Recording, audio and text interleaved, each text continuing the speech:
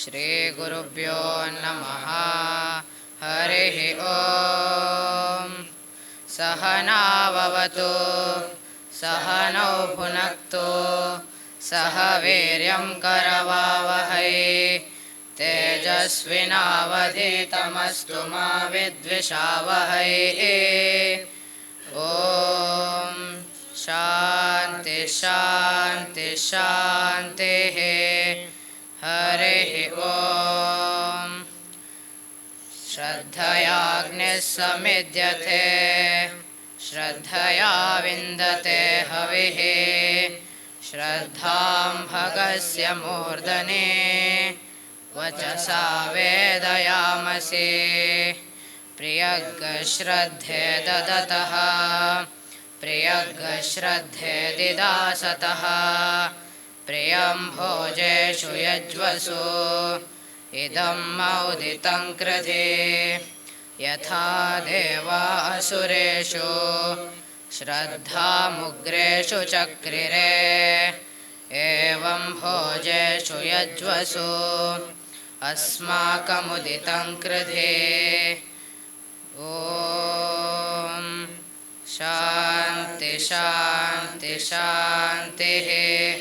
ಹರಿಃ ಓಂ.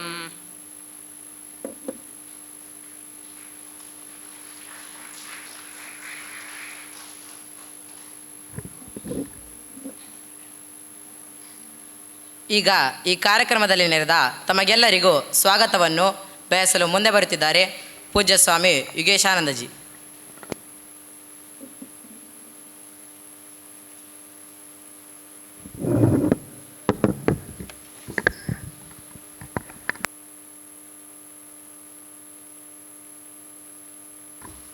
ಹರಿ ಓಂ ತತ್ಸತ್. ಕಾರ್ಯಕ್ರಮಕ್ಕೆ ಆಗಮಿಸಿದಂಥ ಸರ್ವರಿಗೂ ಆದರದ ಸ್ವಾಗತ. ಮೊದಲನೆಯದಾಗಿ ದಿವ್ಯತ್ರೆಯರಿಗೆ ಮತ್ತು ಮಂಗಳಾಂಬೆಗೆ ನಮಿಸುತ್ತೇನೆ. ರಾಮಕೃಷ್ಣ ಮಿಷನ್ನ ಹಿರಿಯ ಯತಿಗಳಾದ ಪೂಜ್ಯ ಸ್ವಾಮಿ ಜಿತಕಾಮಾನಂದಜಿ ಮಹಾರಾಜ್ ಅವರಿಗೆ ಪ್ರಣಾಮಪೂರ್ವಕ ಸ್ವಾಗತ ಬಯಸ್ತೇನೆ.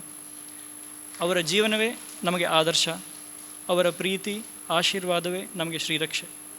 ಅವರ ಸ್ನೇಹ ಬಾಂಧವ್ಯದ ಮಾತುಗಳು ನಮ್ಮ ಜೀವನದ ಸಿಹಿ ಘಳಿಗೆಗಳು ಹಾಗೂ ಸವಿ ನೆನಪುಗಳು. ಅವರ ಈ ದಿವ್ಯ ಮಾರ್ಗದರ್ಶನದಲ್ಲಿ ನಮ್ಮ ಬಾಲಕಾಶ್ರಮ ನಡೀತಾ ಇದೆ. ಅವರಿಗೆ ತುಂಬು ಹೃದಯದ ಸ್ವಾಗತ. ಮತ್ತು ಇಂದು ನಮ್ಮೊಂದಿಗಿದ್ದಾರೆ ಶ್ರೀಯುತ ನವೀನ್ ಕುಮಾರ್ ಕೆ ಅವರು. ಇವರು ನಮ್ಮ ಆಶ್ರಮದ ಹಳೆಯ ವಿದ್ಯಾರ್ಥಿ ಕೂಡ. ಆಶ್ರಮದಲ್ಲಿ 1991ರಿಂದ 2000ವರೆಗೆ ಇಲ್ಲಿ ಆಶ್ರಮದಲ್ಲೇ ಓದಿದ್ದಾರೆ ಮತ್ತು ಮಂಗಳೂರು ವಿಶ್ವವಿದ್ಯಾನಿಲಯದಿಂದ BBM ಪದವಿ ಪಡೆದು ನಂತರ ಮುಕ್ತ ವಿಶ್ವವಿದ್ಯಾನಿಲಯದಲ್ಲಿ MBA ಕೂಡ ಮಾಡಿದ್ದಾರೆ. 2014ರಲ್ಲಿ ಸಮರ್ಥ ನಿಧಿ ಲಿಮಿಟೆಡ್ ಎಂಬ ಸಂಸ್ಥೆಯನ್ನು ಪ್ರಾರಂಭಿಸಿ ಇಂದು 11 ವರ್ಷ ಕಳೆದಿದೆ. ಕರ್ನಾಟಕದ 6 ಜಿಲ್ಲೆಗಳಲ್ಲಿ 18 ಶಾಖೆಗಳನ್ನು ಹೊಂದಿದ್ದು ಗ್ರಾಮೀಣ ಪ್ರದೇಶದ ಪ್ರತಿಭೆಗಳಿಗೆ ಸುಮಾರು 380 ಜನರು ಹೆಚ್ಚು ಜನರಿಗೆ ಉದ್ಯೋಗವನ್ನು ನೀಡಿದ್ದಾರೆ. ವಾರ್ಷಿಕವಾಗಿ 400 ಕೋಟಿಗಿಂತ ಹೆಚ್ಚು ವ್ಯವಹಾರ ನಡೆಸುತ್ತಿದ್ದಾರೆ. ಇಂಥ ಒಂದು ದೊಡ್ಡ ಸಂಸ್ಥೆಯನ್ನು ಹುಟ್ಟುಹಾಕಿದ್ದು ನಮ್ಮ ಬಾಲಕಾಶ್ರಮಕ್ಕೂ ಕೂಡ ತುಂಬ ಹೆಮ್ಮೆಯ ಸಂಗತಿ. ಮತ್ತು ಮುಂದಿನ ದಿನಗಳಲ್ಲಿ ಸಂಸ್ಥೆಯನ್ನು ತುಂಬ ದೊಡ್ಡದಾಗಿ ಬೆಳೆಸುವ ಒಂದು ಉದ್ದೇಶ ಇಟ್ಕೊಂಡಿದ್ದಾರೆ. ನಮ್ಮೊಂದಿಗೆ ನಮ್ಮ ಮಕ್ಕಳಿಗೆ ಆದರ್ಶವಾಗಿ ನಮ್ಮವರೇ ಆಗಿ ಅಂಥ ವಿದ್ಯಾರ್ಥಿಗಳ ಹಳೆ ವಿದ್ಯಾರ್ಥಿ ಇರೋದು ನಮ್ಮ ತುಂಬ ಒಂದು ಸಂತೋಷದ ಸಂಗತಿ. ಅವರನ್ನು ಸನ್ಮಾನಿಸಬೇಕು ಮತ್ತು ಸ್ವಾಗತಿಸಬೇಕಾಗಿ ನಾನು ನಮ್ಮ ವಿದ್ಯಾರ್ಥಿಯಾದ ದರ್ಶನನ್ನು ಕೇಳ್ಕೊಳ್ತೇನೆ.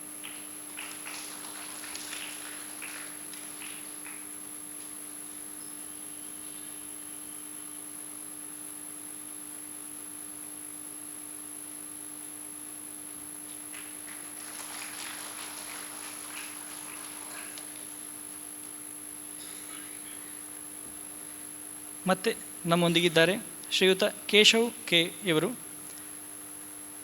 ದೇಶದ ಪ್ರಗತಿಯ ಅಳತೆಗೋಲೆ ಮೂಲಸೌಕರ್ಯ ಅಭಿವೃದ್ಧಿ ಅಂಥ ಒಂದು ಫೀಲ್ಡ್ನಲ್ಲಿ ಕೆಲಸ ಮಾಡ್ತಾ ಇದ್ದಾರೆ.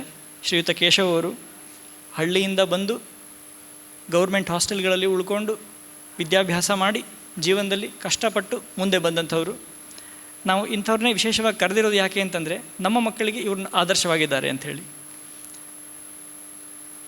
ಕಾಂಟ್ರಾಕ್ಟರ್ ಕೆಲಸವನ್ನು ಕೂಡ ಚಿಕ್ಕ ಚಿಕ್ಕ ಕೆಲಸಗಳಿಂದ ಪ್ರಾರಂಭ ಮಾಡಿ ತುಂಬ ದೊಡ್ಡ ಮಟ್ಟದಲ್ಲಿ ಬೆಳೆದು ಒಂದು ಆದರ್ಶ ರೀತಿಯಲ್ಲಿ ಕೆಲಸ ಮಾಡ್ತಾ ಇದ್ದಾರೆ.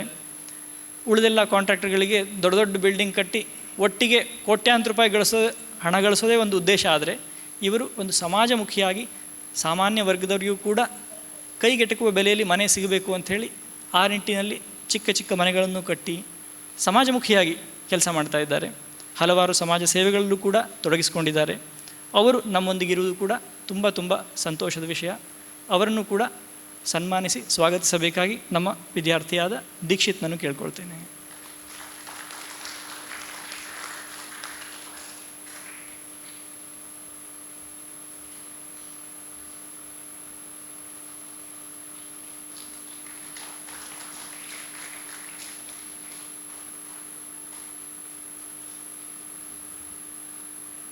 ಇನ್ನು ನಮ್ಮೊಂದಿಗಿದ್ದಾರೆ ಶ್ರೀಯುತ ಎವರಿಸ್ಟ್ ಕ್ರಾಸ್ತಾ.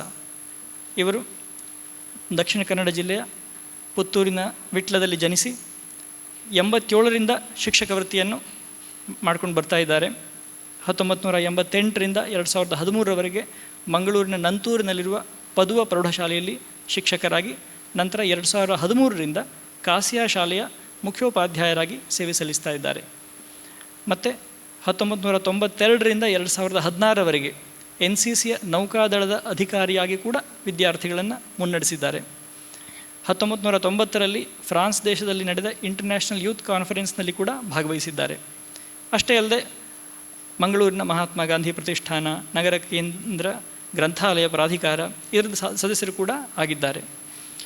ಅಷ್ಟೇ ಅಲ್ಲದೆ ಇನ್ನೂ ಒಂದು ವಿಶೇಷ ಅಂದರೆ 2021ರ ಜಿಲ್ಲಾ ಮಟ್ಟದ ಉತ್ತಮ ಶಿಕ್ಷಕ ಗೌರವ ಪ್ರಶಸ್ತಿಯನ್ನು ಕೂಡ ಪಡೆದಿದ್ದಾರೆ.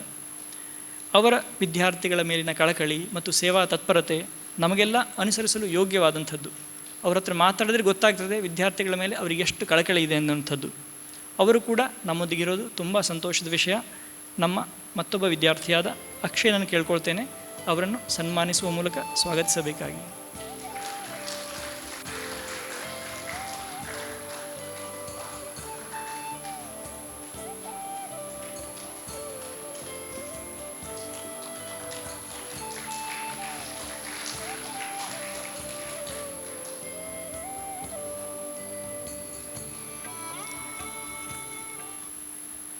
ವೇದಿಕೆಯ ಮೇಲಿರುವ ಗಣ್ಯರು ಎಷ್ಟು ಮುಖ್ಯವೋ ಅದೇ ರೀತಿ ಕೆಳಗೂ ಕೂಡ ಅನೇಕ ವಿಶೇಷ ವ್ಯಕ್ತಿಗಳು ಕುಳಿತಿದ್ದಾರೆ. ಕಾಸಿಯಾ ಶಾಲೆಯ ಅಧ್ಯಾಪಕ ವೃಂದದವರಿದ್ದಾರೆ, ಬೋಧಕ ವೃಂದದವರಿದ್ದಾರೆ. ಅವರಿಗೂ ಕೂಡ ತುಂಬ ಹೃದಯದ ಸ್ವಾಗತ. ಮಕ್ಕಳ ಮೇಲೆ ಅವರು ವಿಶೇಷವಾಗಿ, ಅದರಲ್ಲೂ ಬಾಲಕಾಶ್ರಮದ ಮಕ್ಕಳ ಮೇಲೆ ಪ್ರೀತಿಯಿಂದ ಕಳಕಳಿಯಿಂದ ತಮ್ಮ ಅಕ್ಕರೆಯನ್ನು ತೋರಿಸ್ತಾರೆ, ವಿಶೇಷ ಗಮನ ಕೊಡ್ತಾರೆ. ಅಷ್ಟೇ ಅಲ್ಲದೆ ಆಶ್ರಮದ ಹಿತಚಿಂತಕರಾದ, ಬಾಲಕಾಶ್ರಮದ ಮಕ್ಕಳ ಹಿತಚಿಂತಕರಾದ ನಮ್ಮ ರತ್ನ ಆಳ್ವ ಮೇಡಮ್ ಅವರು, ಶೋಭಾ ಆಳ್ವ ಮೇಡಮ್ ಮತ್ತು ಇನ್ನೂ ಹಲವಾರು ಇದ್ದಾರೆ. ಎಲ್ಲರ ಹೆಸರು ಹೇಳಲಿಕ್ಕೆ ಆಗಲಿಕ್ಕಿಲ್ಲ, ಆದರೆ ಎಲ್ಲರನ್ನೂ ಕೂಡ ನಾನು ಸ್ವಾಗತಿಸ್ತಾ ಇದ್ದೇನೆ. ಅಷ್ಟೇ ಅಲ್ಲದೆ ಹಳೆಯ ವಿದ್ಯಾರ್ಥಿಗಳ ಸಂಘದ ಸದಸ್ಯರು ಕೂಡ ಹಲವಾರು ಜನ ಬಂದಿದ್ದಾರೆ, ಅವರಿಗೂ ಕೂಡ ಆದರದ ಸ್ವಾಗತ. ಅಷ್ಟೇ ಅಲ್ಲದೆ ಭಗಿನಿ ಸಮಾಜದ ಮತ್ತು ವಿವೇಕಾನಂದ ಬಾಲವೃಂದದ ಮಕ್ಕಳು ಕೂಡ ಬಂದಿದ್ದಾರೆ, ಅವರಿಗೂ ಕೂಡ ಸ್ವಾಗತ. ಹಲವಾರು ಸ್ವಯಂ ಸೇವಕರು ನಮಗೆ ಸಹಾಯ ಮಾಡಲಿಕ್ಕೆ ಇಲ್ಲಿದ್ದಾರೆ. ಮತ್ತು ಎಲ್ಲಕ್ಕಿಂತ ಹೆಚ್ಚಾಗಿ ಮಕ್ಕಳು ಮತ್ತು ಅವರ ಪಾಲಕರು, ಅವರು ಮಕ್ಕಳ ಕಾರ್ಯಕ್ರಮ ನೋಡಲಿಕ್ಕೆ ಪಾಲಕರೆಲ್ಲ ಬಂದಿದ್ದೀರಿ. ನಿಮಗೂ ಕೂಡ ಈ ಕಾರ್ಯಕ್ರಮಕ್ಕೆ ತುಂಬ ತುಂಬ ಸ್ವಾಗತ ಹೇಳ್ತಾ ನನ್ನ ಸ್ವಾಗತವನ್ನು ಮುಗಿಸ್ತೇನೆ.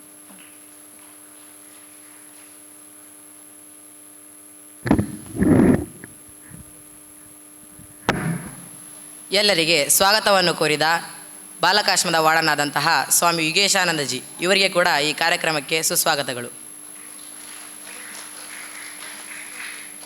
ಈಗ ವೇದಿಕೆಯಲ್ಲಿ ನೆರೆದ ಸರ್ವರಿಂದ ದೀಪ ಪ್ರಜ್ವಲನೆ.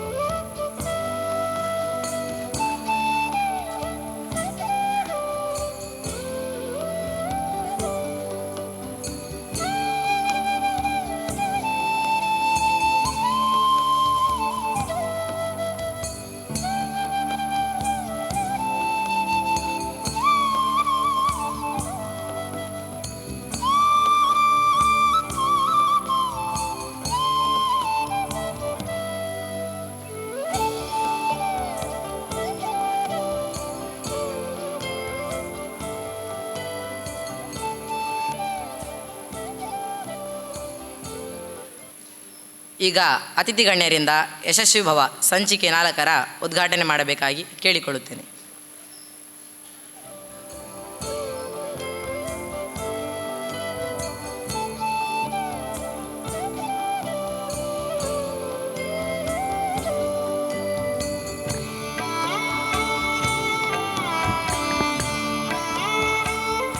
ಬಾಲಕಾಶ್ರಮದಲ್ಲಿ ಇರುವುದು ಕೇವಲ ಸ್ವಲ್ಪವೇ ಮಕ್ಕಳು. ಆ ಮಕ್ಕಳಿಂದ ಪ್ರತಿ ವರ್ಷ ಒಂದು ವಿಶೇಷ ಸಂಚಿಕೆ ಆಗುವಷ್ಟು ಬರೆಸಬೇಕು ಅಂತಂದರೆ ಮಕ್ಕಳಲ್ಲಿರುವಂಥ ಎಷ್ಟು ಟ್ಯಾಲೆಂಟ್ಸ್ ಇದೆ ಅನ್ನೋದು ಇದು ತೋರಿಸುತ್ತೆ.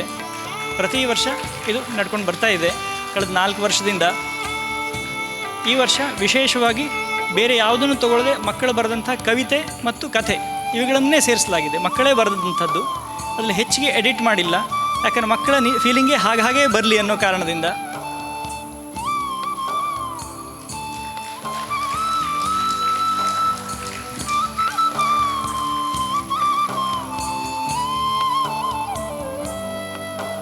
ಮಕ್ಕಳಿಗೆ ಎಲ್ರಿಗೂ ಅದನ್ನ ಉಚಿತವಾಗಿ ಕೊಡ್ತೇವೆ.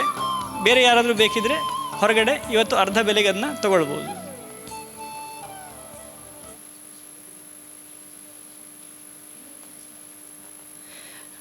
ವೇದಿಕೆಯಲ್ಲಿ ನೆರೆದ ಸರ್ವರಿಗೆ ಹಿತನುಡಿಗಳನ್ನು ಹೇಳಲು ಬರುತ್ತಿದ್ದಾರೆ ಕಾಸ್ಯ ಪ್ರೌಢಶಾಲೆಯ ಮುಖ್ಯೋಪಾಧ್ಯಾಯರಾದ ಶ್ರೀ ಎವರೆಸ್ಟ್ ಕ್ರಾಸ್ತರವರು.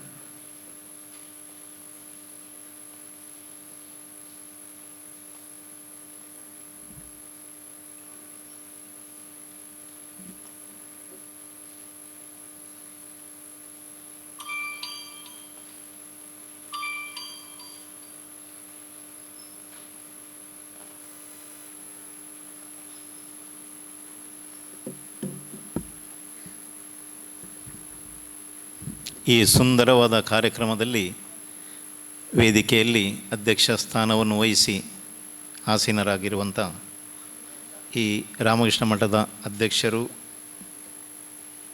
ಆಗಿರುವಂಥ ಸ್ವಾಮಿ ಜಿತಕಾಮಾನಂದಜಿಯವರೇ, ಇವತ್ತಿನ ಮುಖ್ಯ ಅತಿಥಿಗಳಾಗಿರುವಂಥ ಶ್ರೀ ನವೀನ್ ಕುಮಾರ್ ಕೆ ಅವರೇ ಹಾಗೂ ಶ್ರೀ ಕೇಶವ ಕೆ ಅವರೇ,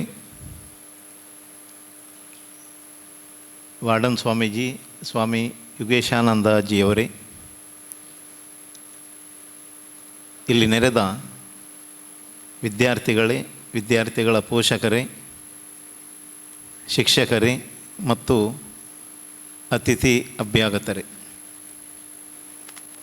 ನಿಮಗೆಲ್ಲರಿಗೂ ಈ ದಿನದ ಶುಭಾಶಯಗಳು. ಇವತ್ತು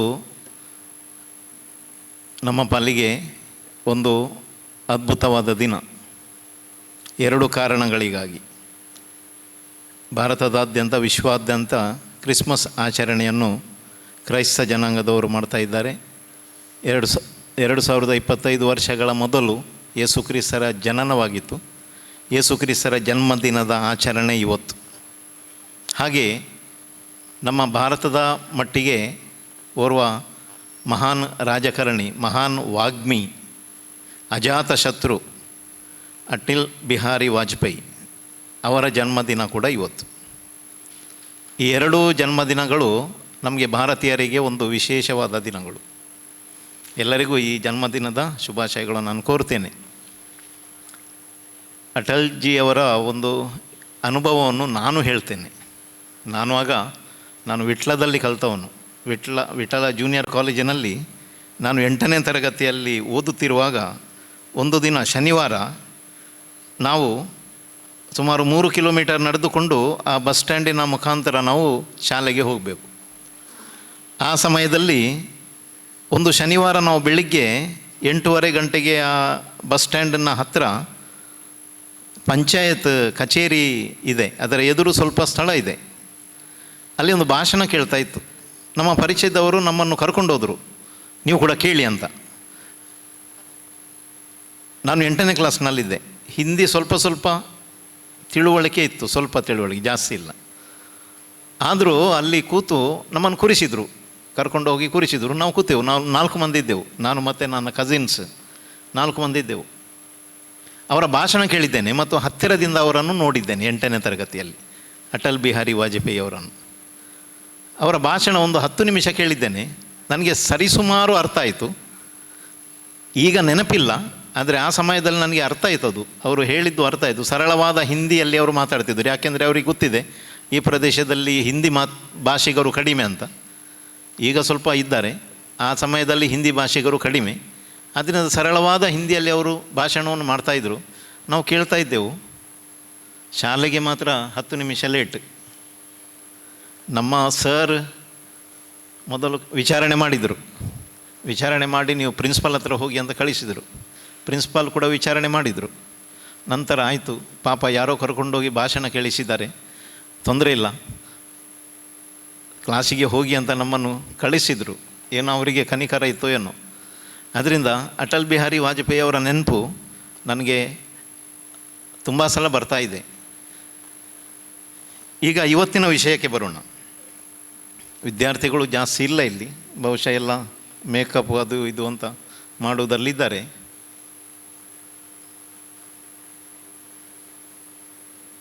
ನಾನು ಒಂದು ಪೆನ್ನನ್ನು ಇಲ್ಲಿಡ್ತೇನೆ, ನನ್ನದೇ ಪೆನ್. ನಾನು ಪೆನ್ನನ್ನು ಇಡ್ತೇನೆ,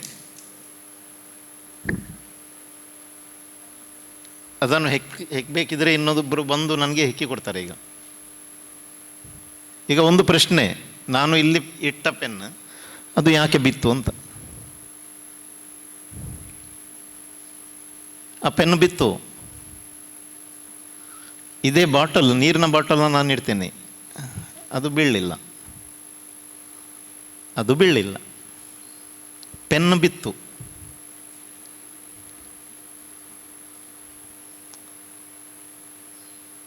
ಇನ್ನೊಂದು ಘಟನೆ ಹೇಳ್ತೇನೆ, ಇನ್ನೊಂದು ವಿಚಾರ ಹೇಳ್ತೇನೆ. ಹೆಚ್ಚಿನವರು ನಾವು ಬೇಳೂರು ಚೆನ್ನಕೇಶವ ದೇವಸ್ಥಾನಕ್ಕೆ ಹೋಗಿದ್ದೇವೆ. ಅದ್ಭುತವಾದ ಒಂದು ಕಲ್ಲಿನ ಕೆತ್ತನೆಯ ದೇವಸ್ಥಾನ. ಅದರ ಪ್ರಾಂಗಣದಲ್ಲಿ ಒಂದು ಕಲ್ಲಿನ ಕಂಬ ಇದೆ. ಆ ಕಂಬವನ್ನು ಹೆಚ್ಚಾಗಿ ನಾವು ನೋಡಿರ್ತೇವೆ. ಮತ್ತು ಅದರ ತಳದಲ್ಲಿ ಒಂದು ದಾರಿ ಇದೆ. ಕೆಲವರು ಅದರ ಮೂಲಕ ಏನು ಕಡ್ಡಿ ನೂಲು ಎಲ್ಲ ಪಾಸ್ ಮಾಡಿ ಆ ಕಡೆ ಅದು ಬರ್ತದೆ. ಅಂದರೆ ಆ ಕಂಬಕ್ಕೆ ಏನು ಫೌಂಡೇಶನ್ ಇಲ್ಲ, ಅಂದರೆ ಒಂದು ಕಲ್ಲಿನ ಆಧಾರದ ಮೇಲೆ ಅದನ್ನು ನಿಲ್ಲಿಸಿದ್ದಾರೆ ಅಷ್ಟೇ, ಅದು ಬೀಳುವುದಿಲ್ಲ. ಸುಮಾರು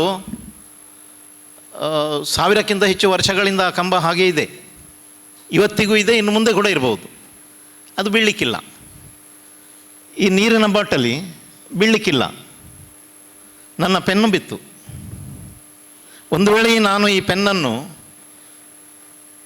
ತಳದಲ್ಲಿ ಗಟ್ಟಿಯಾಗಿ ಹೀಗೆ ಹಿಡಿದ್ರೆ ಅದು ಬೀಳಲಿಕ್ಕೆ ಸಾಧ್ಯ ಇಲ್ಲ. ಯಾಕೆಂದರೆ ಅದರ ಬುಡದಲ್ಲಿ ನಾನು ಅದನ್ನು ಗಟ್ಟಿಯಾಗಿ ಹಿಡಿದಿದ್ದೇನೆ. ನಾವು ಅನೇಕ ಕಚೇರಿಗಳಿಗೆ ಹೋದರೆ ಅಲ್ಲಿ ಒಂದು ಪೆನ್ ಇಡಲಿಕ್ಕೆ ಒಂದು ಸ್ಥಳ ಇರ್ತದೆ, ಅದರಲ್ಲಿ ಇಟ್ಟಿರ್ತಾರೆ. ವೈದ್ಯರು ಎಲ್ಲ ನೀವು ನೋಡಿರ್ಬೋದು, ಅದರಲ್ಲಿ ಇಟ್ಟಿರ್ತಾರೆ. ಅದರಿಂದ ಈ ಬೀಳುವ ವಸ್ತುಗಳಿಗೆ ಒಂದು ಅಡಿಪಾಯ ಬೇಕು. ನೀರಿನ ಬಾಟಲ್ ತುಂಬಿದೆ, ಫುಲ್ಲು ನೀರು ಇದೆ, ಅದು ಬೀಳುವುದಿಲ್ಲ. ಯಾಕೆಂದರೆ ಅದು ಸಂಪೂರ್ಣವಾಗಿದೆ. ಆ ಕಲ್ಲು, ಆ ಕೆತ್ತಿದ ಶಿಲ್ಪಿ ಅದನ್ನು ಆ ರೀತಿಯಲ್ಲಿ ಕೆತ್ತಿದ್ದಾರೆ, ಬೀಳದ ಹಾಗೆ ಅದನ್ನು ಲೆಕ್ಕಾಚಾರ ಮಾಡಿ ಕೆತ್ತಿದ್ದಾರೆ. ನೋಡಿ ಏನೆಲ್ಲ ಒಂದು ಹೋಲಿಕೆಗಳು. ಹಾಗಾದರೆ ನಮ್ಮ ಜೀವನ, ವಿದ್ಯಾರ್ಥಿಗಳ ಜೀವನ ಕೂಡ ಇದೇ ರೀತಿ ಇರಬೇಕಿದ್ದರೆ ತಳಪಾಯ ಗಟ್ಟಿಯಾಗಿರಬೇಕು ಮತ್ತು ಸಂಪೂರ್ಣತೆ ಇರಬೇಕು. ತಳಪಾಯ ಗಟ್ಟಿ ಇಲ್ಲದಿದ್ದರೆ ಬೀಳ್ತೇವೆ. ಹೇಗೆ ನನ್ನ ಪೆನ್ನು ಬಿತ್ತೋ, ತಳಪಾಯ ಗಟ್ಟಿ ಇಲ್ಲದಿದ್ದರೆ ಬೀಳ್ತಾರೆ. ಈ ಕೆಲಸವನ್ನು ನಮ್ಮ ಈ ರಾಮಕೃಷ್ಣ ಮಠದಲ್ಲಿ ಮಾಡ್ತಾ ಇದ್ದಾರೆ. ಇಲ್ಲಿ ಬರುವ ವಿದ್ಯಾರ್ಥಿಗಳು 8ನೇ ತರಗತಿಯ ವಿದ್ಯಾರ್ಥಿಗಳು. ಆಗ ಸ್ವಲ್ಪ ಮಕ್ಕಳಾಗಿರ್ತಾರೆ, ಮಕ್ಕಳತನ ಇರ್ತದೆ. 9th ಮತ್ತು 10th 9ನೇ ಮತ್ತು 10ನೇ ತರಗತಿಗೆ ಅವರು ಕಾಲಿಡುವಾಗ ಅವರು ಬೆಳೆದಿರ್ತಾರೆ. ಅಡೋಲಸೆಂಟ್ ಸ್ಟೇಜ್ ಅಂತ ಹೇಳ್ತೇವೆ ನಾವು. ಈ ಸ್ಟೇಜ್, ಅಡೋಲಸೆಂಟ್ ಸ್ಟೇಜ್ ಒಬ್ಬ ವ್ಯಕ್ತಿಗೆ ಬಹಳ ಮುಖ್ಯವಾದ ಸ್ಟೇಜ್. ಆ ಬದಲಾವಣೆ, ಮಗುವಿನಿಂದ ಪ್ರೌಢಾವಸ್ಥೆಗೆ ಬದಲಾವಣೆ ಆಗುವ ಆ ಹಂತದಲ್ಲಿ ವಿದ್ಯಾರ್ಥಿಗಳು ತಪ್ಪಿದರೆ ಜೀವನ ಪರ್ಯಂತ ತಪ್ತಾರೆ. ಆ ಹಂತದಲ್ಲಿ ವಿದ್ಯಾರ್ಥಿಗಳನ್ನು ಬೇರೆ ಕಡೆಗೆ ನಾವು ಕಳಿಸಿದರೆ ದಾರಿ ತಪ್ಪಿ ಹೋಗ್ತಾರೆ. ಅದರಿಂದ ಇಲ್ಲಿ ರಾಮಕೃಷ್ಣ ಮಠದಲ್ಲಿ ನಿಮ್ಮ ಮಕ್ಕಳಿಗೆ ಸಂಪೂರ್ಣ ಅಡಿಪಾಯವನ್ನು ಹಾಕಿರ್ತಾರೆ. ಈಗ ನಾನು ಈಗ ತಾನೇ ಇವರ ಹತ್ರ, ಅವರು ನಮ್ಮ ಕಾಶಾಯ ಸ್ಕೂಲ್ನ ಹಳೆ ವಿದ್ಯಾರ್ಥಿ ಕೂಡ ಅಂತ ಹೇಳಿದರು. ಇವತ್ತು ಎಷ್ಟು 7-8 ಜಿಲ್ಲೆಗಳಲ್ಲಿ ಅವರ ಕಾರ್ಯಕ್ಷೇತ್ರವನ್ನು ವಿಸ್ತರಿಸಿಕೊಂಡಿದ್ದಾರೆ. ಸುಮಾರು 300ಕ್ಕಿಂತ ಹೆಚ್ಚು ಜನರಿಗೆ ಉದ್ಯೋಗವನ್ನು ನೀಡಿದ್ದಾರೆ. ಇದಕ್ಕೆ ಕಾರಣ ಅವರ ಶಿಕ್ಷಣದ ವಿಷಯ ಕೂಡ ಸ್ವಾಮೀಜಿಯವರು ಹೇಳಿದರು. ಅವರು ಬಾಲ್ಯದಲ್ಲಿ ಇಲ್ಲಿ ಶಿಕ್ಷಣ ಪಡೆದು ನಂತರ ಆ ಅಡಿಪಾಯದಲ್ಲಿ ಅವರ ಜೀವನವನ್ನು ರೂಪಿಸಿಕೊಂಡು ಬಂದದ್ರಿಂದ ಇವತ್ತು ಈ ಸ್ಥಿತಿಯಲ್ಲಿದ್ದಾರೆ. ಅದರಿಂದ ಈ ರಾಮಕೃಷ್ಣ ಮಠದಲ್ಲಿ ಬಾಲಕಾಶ್ರಮದಲ್ಲಿ ವಿದ್ಯಾರ್ಥಿಗಳಿಗೆ ಪರಿಪೂರ್ಣ ಶಿಕ್ಷಣ ಸಿಗ್ತದೆ. ನಮ್ಮ ಶಾಲೆಯಲ್ಲಿ ಈ ಊರಿನ ವಿದ್ಯಾರ್ಥಿಗಳು ಕೂಡ ವಿದ್ಯೆ ಕಲಿತಾರೆ. ಅವರಿಗೂ ಈ ಮಕ್ಕಳಿಗೂ ವ್ಯತ್ಯಾಸ ಏನಂದರೆ, ಕೆಲವರು ಅಂಕಗಳಿಗಾಗಿ ವಿದ್ಯೆ ಪಡೆಯೋದು, ನನಗೆ ಎಷ್ಟು ಮಾರ್ಕು ಸಿಗ್ತದೆ ಅಷ್ಟು ಒಳ್ಳೆಯದು ಅಂತ. ಇಲ್ಲಿಯ ಮಕ್ಕಳು ಹಾಗಲ್ಲ. ಇಲ್ಲಿಯ ಮಕ್ಕಳಲ್ಲಿ ಆ ಪರಿಪೂರ್ಣತೆ ಇರ್ತದೆ.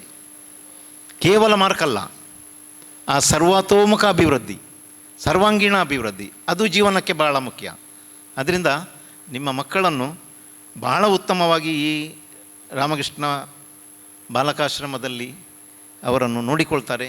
ಮತ್ತು ನಾವೇ ನೋಡಿಕೊಳ್ತೇವೆ. ಪ್ರತಿ ವರ್ಷ ನಮ್ಮ ಶಾಲೆಯಲ್ಲಿ ಎಲ್ಲ ವಿಚಾರಗಳಲ್ಲಿ ಕೂಡ ಅವರು ಮುಂದೆ.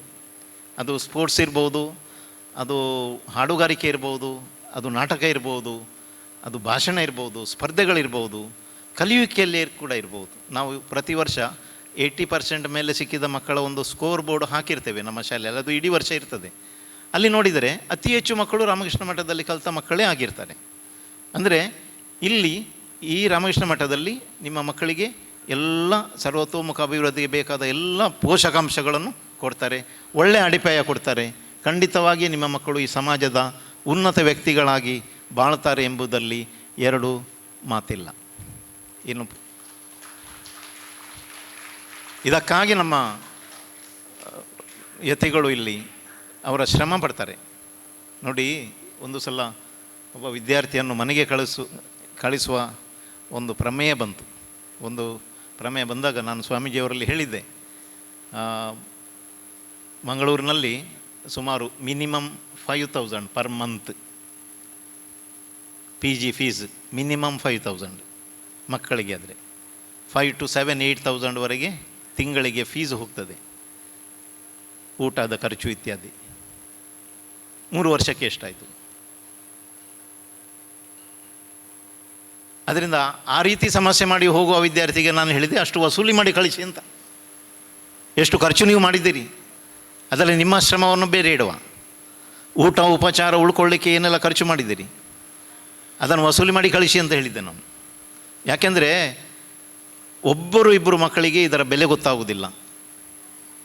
ಆದರೂ ಉಳಿದ ಹೆಚ್ಚಿನ ಮಕ್ಕಳು ಇಲ್ಲಿ ಕಲಿತವರು ಸಮಾಜದ ಒಂದು ಉನ್ನತ ಸ್ಥಾನದಲ್ಲಿದ್ದಾರೆ. ನನಗೆ ಗೊತ್ತಿದೆ, ಎಲ್ಲರೂ ಅಂತ ಹೇಳ್ಬೋದು, ಎಲ್ಲರೂ ಸಮಾಜದ ಉನ್ನತ ಸ್ಥಾನದಲ್ಲಿದ್ದಾರೆ. ನಮ್ಮ ಭಾರತದ ಉತ್ತಮ ಪ್ರಜೆಗಳಾಗಿ ಪ್ರಜ್ವಲಿಸ್ತಾ ಇದ್ದಾರೆ. ಇದಕ್ಕೆ ಕಾರಣ ನಮ್ಮ ಸ್ವಾಮೀಜಿಯವರು, ಅವರ ಒಂದು ದೂರದೃಷ್ಟಿ. ಅವರು ಇಲ್ಲಿ ವಿದ್ಯಾರ್ಥಿಗಳಿಗೆ ವಿದ್ಯಾರ್ಜನೆ ಮಾತ್ರ ಕೊಡುವುದಲ್ಲ, ಜೀವನದ ಎಲ್ಲ ಕೌಶಲ್ಯಗಳನ್ನು ಅವರು ಕಲಿಸಿ ಸಂಪೂರ್ಣವಾಗಿ ಅವರು 10ನೆಯಿಂದ ಅವರ ಊರಿಗೆ ಕಳಿಸ್ತಾ ಇದ್ದಾರೆ. ಅದರಿಂದ ಈ ಮಹತ್ ಕಾರ್ಯಕ್ಕಾಗಿ ನಾನು ಸ್ವಾಮೀಜಿಯವರಿಗೆ, ನಮ್ಮ ವಾರ್ಡನ್ ಸ್ವಾಮೀಜಿಯವರಿಗೆ ನಾನು ಅಭಿನಂದಿಸ್ತೇನೆ. ಇನ್ನೂ ಕೂಡ ಮುಂದಕ್ಕೆ ಅವರಿಗೆ ಆಯುರಾರೋಗ್ಯ ಭಾಗ್ಯ ಸಿಗಲಿ. ಸಮಾಜದ ಈ ಕಾರ್ಯಕ್ರಮ ಮಾಡುವಲ್ಲಿ, ಈ ಕಾರ್ಯಗಳನ್ನು ಮಾಡುವಲ್ಲಿ ಅವರಿಗೆ ಯಾವುದೇ ಸಮಸ್ಯೆಗಳು ಆಗದೇ ಇರಲಿ, ಭಗವಂತನವರು ಅವರಿಗೆ ಹರಸಲಿ ಎಂದು ನಾನು ಬೇಡಿಕೊಳ್ಳುತ್ತಾ ಮತ್ತು ನಿಮಗೆಲ್ಲರಿಗೂ ಮಗದೊಮ್ಮೆ ದಿನದ ಶುಭಾಶಯಗಳನ್ನು ನೀಡುತ್ತಾ ನನ್ನ ಒಂದೆರಡು ಮಾತುಗಳು ಮುಗಿಸ್ತೇನೆ. ಜೈ ಹಿಂದ್, ಜೈ ಕರ್ನಾಟಕ.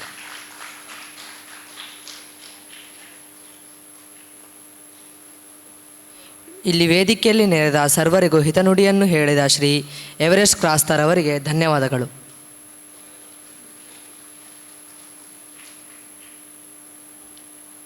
ಇಲ್ಲಿ ಮುಖ್ಯ ಅತಿಥಿಗಳಾಗಿ ಆಗಮಿಸಿದ ಶ್ರೀ ನವೀನ್ ಕುಮಾರ್ ಕೆ ಇವರು ತಮ್ಮ ಅತಿಥಿ ಭಾಷಣವನ್ನು ಮಾಡಬೇಕಾಗಿ ಸರ್ವರ ಪರವಾಗಿ ಕೇಳಿಕೊಳ್ಳುತ್ತೇನೆ.